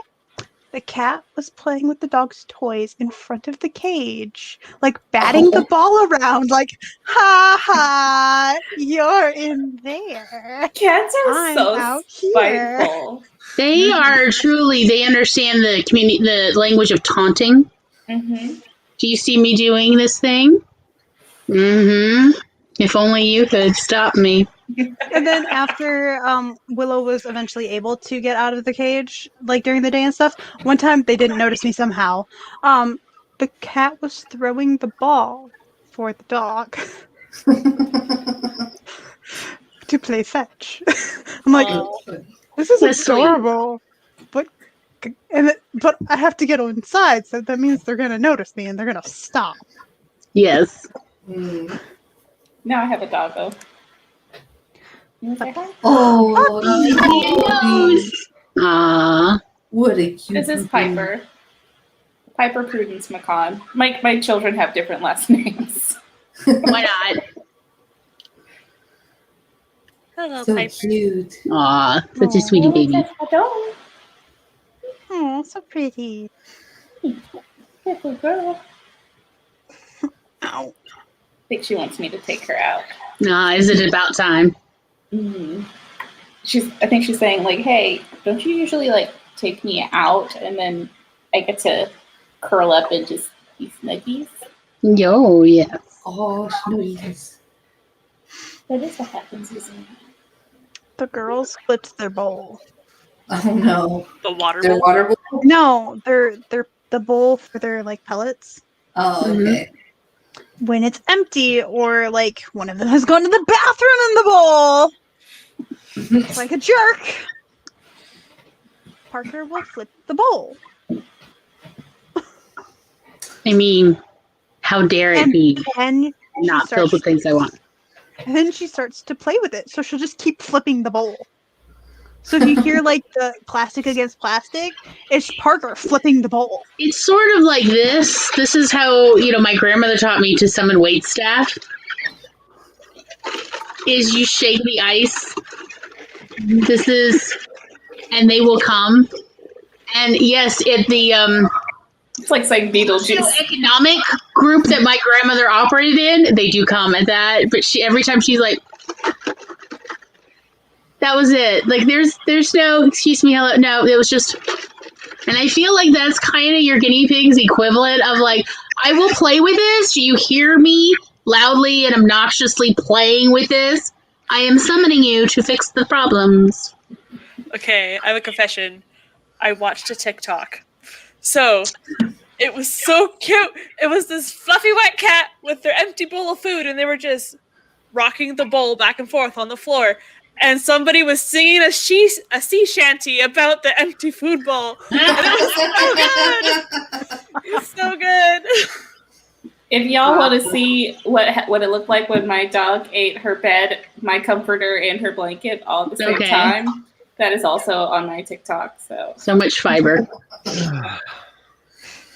Yeah. I have it on good authority that I should be doing more stuff on TikTok. Honestly, I would be on TikTok more if y'all were on TikTok more, to BH. I don't know how to TikTok. I am downloaded We can TikTok about it. I am Charlie Dorset on the TikTok. I am And Katleo on there. I No, have, Katleo right. writing. I have intentions. I am uncomfortable downloading Chinese spyware onto my phone right now, so that is my hesitation. I already have feel American the same spyware on way. there with Facebook, so It was actually sold. Yeah, it's not Chinese anymore. Oh, did they finally? Because I know they'd been negotiating for like quite some time. Yeah. If it was going to stay Chinese, it would have been banned in the US. Yeah, I mean, did they finally sell it to somebody who's American or? I think was it Walmart? I can't remember. No, I know they bid on it, but I don't feel. I'll have to look at. I'll look it up. I'll look it up. But yeah, because like that has been my major concern is I know too many people who work in tech securities to go. No, I'm so sorry. I cannot do TikTok right now. It is a real problem. Now that I don't go download too much TikTok random on my crap on my browser, phone to care. I go on it on my browser and I watch the videos and I love them. But again, don't have Also, if you like Jane Austen, Rhonda talks about books on TikTok. Top tier. I'm going to be honest. Mostly what I've done on TikTok on my browser is just watch cottagecore videos. That is valid. Like hours and hours of cottagecore and to a lesser extent goblincore. Yeah, because I love watching goblincore because I'm like, yep, that's Tom. That's Tom. That explains it. It's all rocks and animal skeleton heads and bones and, you know, he's not quite goth, but he's cottagecore but dark. The thing about TikTok is there's a niche community for everyone. Yeah. And somehow hi, Linkerbell. Hi. Somehow I ended up on Lesbian Baker TikTok, and it is everything. Yes. Like, wait, is the emphasis on lesbian or is the emphasis on baking? And why Yes. is one needed for the other? Because, like, I can only think of a few reasons. And those don't seem necessarily child-friendly. You just It's kind of like lesbians in map reading and lesbians in sign language. Like, there are just certain things that just go together that, like, if you need assistance, just go find your local lesbians and they will help you out. it's one of those things, like, you didn't know you needed it till you found it, and then you were like, I needed this.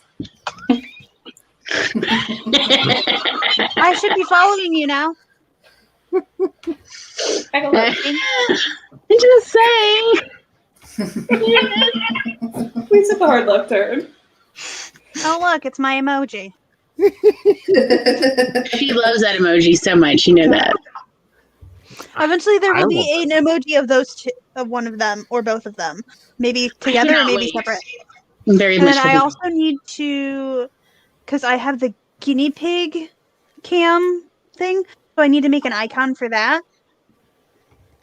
And I also might be adding a button that is like accents, where I get to do terrible accents for 5 minutes. Yes, Yes, I have so many points saved up. Yes. I do too at this point.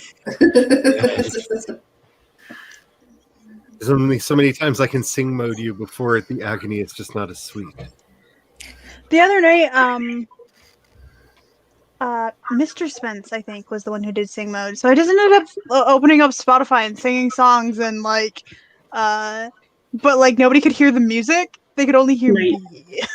So I'm sorry. And now I have a ticker that says, sorry, sing mode is activated. Oh man. That's the other thing that I need to do is get my Twitch up and running so I can stream with both. Yes. Definitely. So, are we Gonna sprint again? doing anything? I think we're going I mean, I love coffee talk. It's wonderful. I feel like there should be more coffee cake involved, quite frankly. Yeah, one of these days I should really try to find a way to conspire and find out who all's going to be here and have coffee cake just randomly delivered to all y'all's house. I would accept cookies. I would accept, frankly, any baked good delivery. I'm not picky. Yeah. As long as it's Honestly, gluten-free, I will Who take should it. be invited? I failed myself because I had my groceries delivered this morning and I didn't order any cake. Oh no. Clutching pearls. I ordered coffee.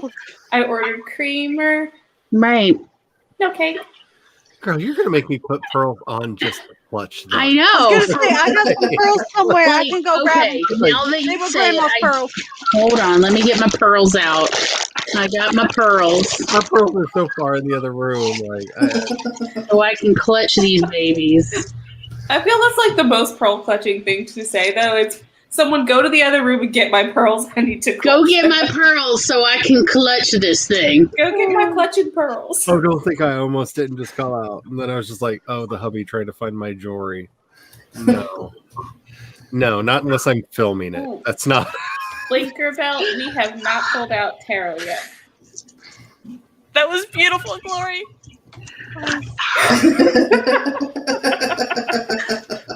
I am a drag queen. Did you not know that? I mean, I thought everybody was familiar, but yeah, it's not, in fact, that dramatic bitch. The questions are killing me. Okay, so the last sprint was less than an hour ago. We have not was. sprinted in time. It has been a while, but it was less than an hour ago. I'm pretty sure. But I was actually thinking of stopping. I was thinking of. It was like 4 hours in when we did the last sprint. So, It's almost been an hour. it's almost been an hour, but it's not been an hour. So I feel like there's a couple things that could happen here. We could do another sprint, or we could get drinks, beverages, and break out the tarot. Or Break we out could the tarot and end, and then clutch some everybody pearls. stay in the background. As much as I And would. Glory can give us random information. Give me more subplots. Blinkerbell has the spirit.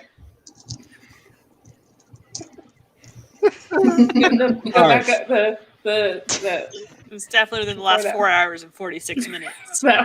One day I'm just gonna wear Yes. my Care Bear onesie on a stream, and y'all are just gonna deal I with have a that. onesie. All right, as much as I am enjoying this, I was actually going to cut things off once we got into the fourth hour because I told myself I wasn't going to go for more than 4 hours today. And y'all make liars out of me. You make me into a lying liar who lies. I'm not gonna do more than 4 hours, honey. I swear. I swear. Hour I'm not five. going to for more than 4 hours. I don't have a problem. You have a problem. It's the conversation. It is. It's the conversation. I enjoy it so much. I really should bring back the chat streams at some point, but my life is not in the happiest place. It does fit very well with the hand. I mean, I do have a Twitch stream. I really would love to do the coffee. Yeah, what are Bunny we doing? Crafters Cafe. I was going to ask, when are we should plan doing that? We should plan that. Well, We could do like a monthly thing. Yeah. Plan it. Let me know, because your schedule is more difficult than mine. I mean, I Well, have no life. graduate at the end of the month, hopefully. Okay, here's the So- thing that y'all are not taking into consideration. Friday Night Server streams used to be a thing, and then this thing called Valheim happened, and I literally have a man going through a deep freeze over there going, you know, food's going to be ready soon. Like, right there. There are pigs to raise and gods to slaughter. Ooh. Is that a title of I a new noticed the series? Or? notification pop up that Brian was playing Valheim. Oh, yeah, that's right. You've got to finish the castle. 45 by 45 across? You've measured it out. The outer wall dimensions. Okay. That my Minas Tirith is going to be better than your castle. I'm just saying. Wait, are you Big- guys like Big Island is going to be battling boring. to see who can make something cooler? A little bit. I have a pyramid. So you know the wood boards that are like 2x2s? It's 45 of those wood boards by 45 of those wood boards for the outer wall. Oh, damn. The inner building is I gotta look. How are your supports though? He got out graph paper for this, y'all. He measured this all out. Like he's got a plan. He's got blueprints. I found 2-star pigs that I have bred and am raising 2-star pigs. You get like 4 food per pig, so it's a whole thing. I went through troll invasions after troll invasions. The game didn't want me to have this spot. Oh, you know what they did? Oh, I thought he said squirrel invasion after squirrel invasion happened here, and I was like, I had an entirely different understanding of what was happening, and I was like, Honestly, one moment, you probably one moment. would have lost to the squirrels. To the I'm just developers saying of squirrels. Valheim, when winter is approaching, if you could have random squirrel invasions try to break into our house, steal all of our food, it will be annoying, but so much fun. would be Please, giant squirrels. I want giant squirrel squirrels. invasions. I need those. Please make this happen. Thank you. I know you're not listening. By the way, I'm just going back to the coffee cake for a second. If you tell me ahead of time, I will make my own coffee cake because I know how to make it in the microwave. I was just with streusel topping and everything, or blueberries. I don't know what I feel like. I'll make it. You just have to warn me ahead of time, Glory. Make your coffee cake. We're going to have coffee cake talk. See, this is also why I really want to start streaming a lot of our games, because we're doing a lot of competitive building in this game. I got a period. I for anybody who was there that Sunday, I took people on a tour of.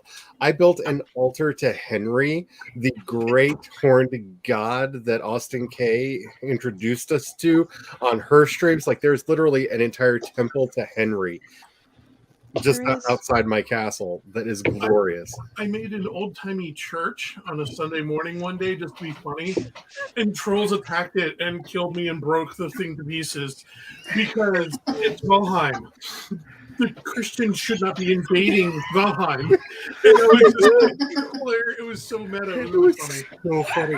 Like, he even took the beams and put a cross up on the steeple and I was putting everything. the cross up when the trolls showed up. And the trolls were like, "Oh hell no!" Oh hell no! You were trolled by trolls. I was they were like, Christians are not settling in Valheim, and destroyed the building. They put down the altar. It was If you just need hilarious. to know exactly how bad trolls are in this game, just search any gift site for Valheim, and all it is like people being destroyed, obliterated by insane troll attacks. That's all the gifts are. Like, there are a few gifts of like a few They other just things, but like, appear they're in all places like, they're not I'm supposed to be. castle, and then all the rocks explode, and there's a troll with a tree in its hands, just smashing everything, and blood splat. Character dead. Alley Cat, the answer is no. And it just said, I missed the ground is shaking warning. Oh, And spring then 3 popping. trolls with clubs showed up and just Oh. smashed everything. I'm sorry, I read that totally wrong. I read been sprinting, I hope, and I was like, We ain't. Oh no, productivity has left. Productivity has left. Like, instead of like actually doing an outro or anything today, I'm just It took the eyes of a child to see what we were blind to. If it wasn't for you, we would still be following every little rule in the book. Wait, is that bad? Because I love rules. We're instituting a new ship-wide mandate, and we're calling it the Boimler Effect. The Boimler Effect is about encouraging shortcuts and preventing people from just blindly following the rules. From now on, the crew can build in buffer time whenever they deem fit. Congratulations. Dismissed. the Boimler effect. The Boimler effect has been in effect for far too long, like an hour. Boimler took over, and like, yeah, it was no imposter warning. style.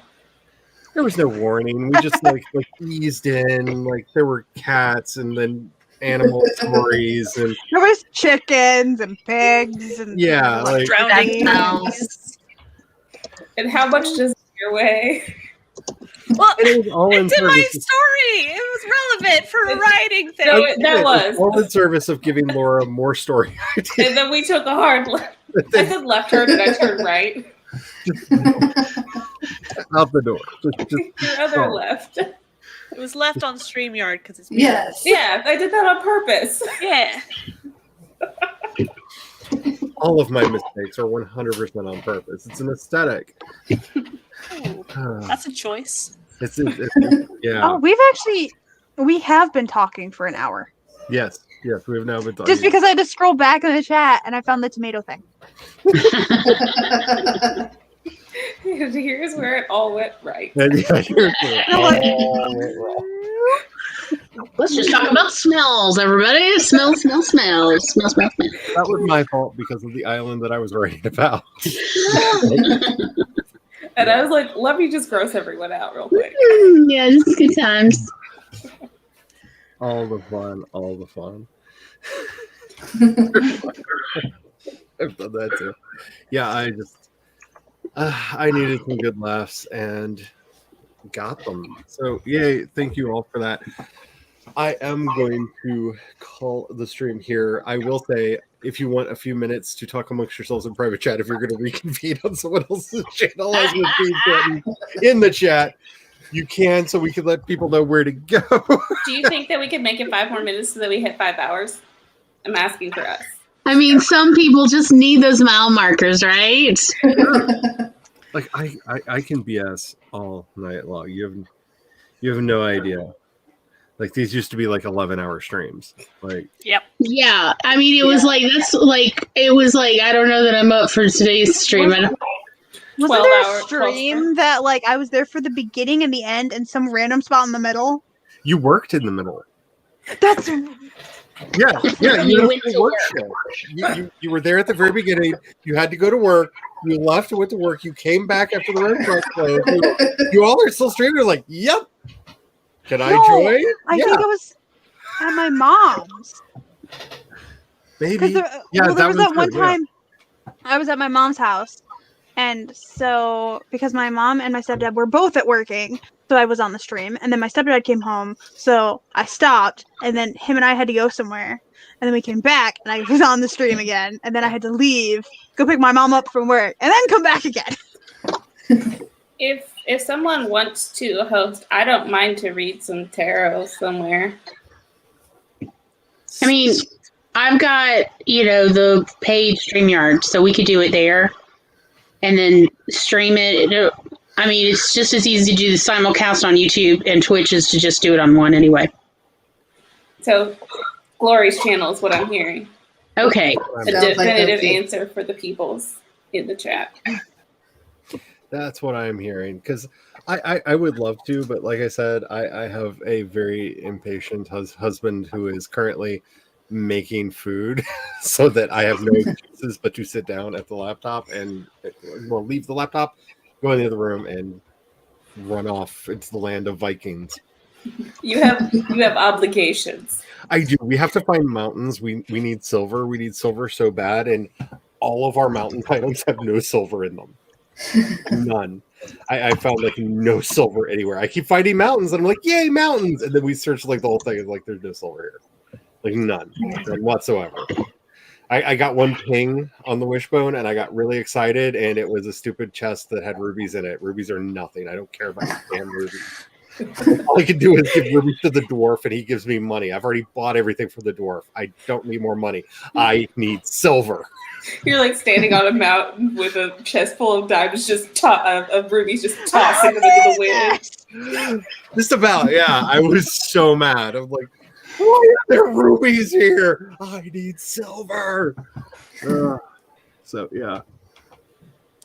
I'm pretty sure that the place that we're looking for is going to be bounded by plains, and no. That's where I'm done. Because if you've never played Valheim, in the plains, there are these mosquitoes that are like twice the size of your characters that can kill you in one shot. Ow. No matter how much health you have, no matter what your armor is, they can kill you in one shot. Now, granted, you can kill them in one shot if you can hit them before they hit you, which is not easy to do. Has anyone else played Dark Age of Camelot? A long time ago. So I used to play that, and you know the place where they have like the little fairy lights, and you go up there if you're not careful, and you're like, oh, this is a pretty night, dead. The next biome is going to be called the Mistlands. They've started seeding them in, and all I can say is, oh hell no, because there are giant spider webs everywhere. No, Nerp. I'm out.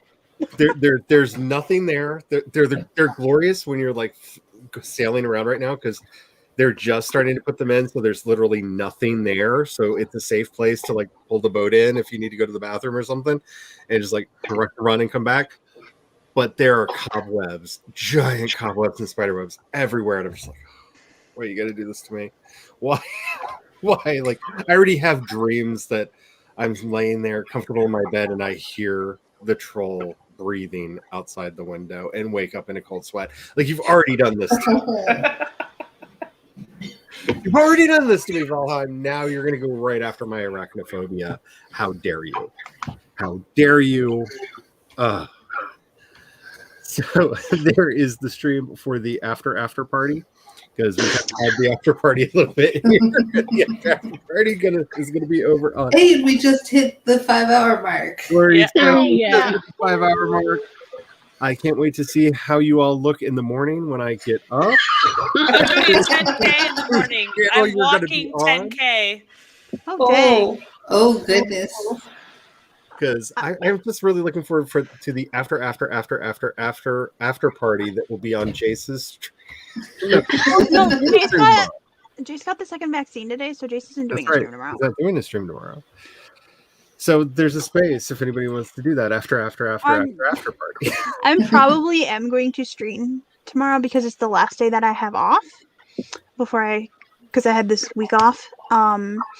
To try and do some more stuff for school and writing. Alrighty, so there is the link for Glory's channel for anybody who wants to run over there to that. Thank you all so very, very much for being here. It was wonderful, and we really need to have some, like, let's just call them SOS streams, because that's really what we're doing here. We're just hanging around, shooting the shit, and having a lot of fun. Or maybe for the algorithm, we'll just call them dish streams, so we can all just sit around and dish a bit. Yes. What about like some sort of problem-solving stream so people can actually bring their writing questions and conundrums? Because not for me, because I don't know anything, but y'all got all the answers. It's a reader think tank. Yes. Oh, dude. Yes. There we Open go. writer think tank. Yes, I like it. I like it. Consider it branded. Authorship writer think tank. I like it. I likes it. I likes it a lot. Alrighty. Does anybody have anything they want to say before they run off to Glory's channel? See you soon. Charlie's awesome. It's on Twitch as well. Make sure you like and subscribe. Yes, like, subscribe to both. Well, everyone on screen. Laura's an awesome one here. I would not have gotten to listen to NK Jemison all day if it wasn't for Laura's awesomeness. So thank you, Laura. Alrighty. Because we live in a nightmare hellscape that is not going to get better if we don't do something about it. Remember that we need to work together to stop Asian hate, to constantly shout out to idiots who don't want to accept it, that Black Lives Matter and that Black Trans Lives Matter and that trans identities, we're kind of freaking magical, okay, bitches? Just get over it and leave the kids alone, especially in Texas and Arkansas. Oh, Yes. that Texas law has me worked up. If you don't know, they're trying to classify getting medical treatment for a trans child as child abuse in the state of Texas, where you could literally, the parents could go to jail, the doctors could go to jail, and the child will be taken away from the parents. So if you live in Texas and have some power out there that you can spread the word and help maybe make that not happen, please do. Until next time. Loveland ending always on the happy notes. You know me. Until next time, may you have the courage to ride your dreams into reality. And don't forget to have fun. Bye. Bye.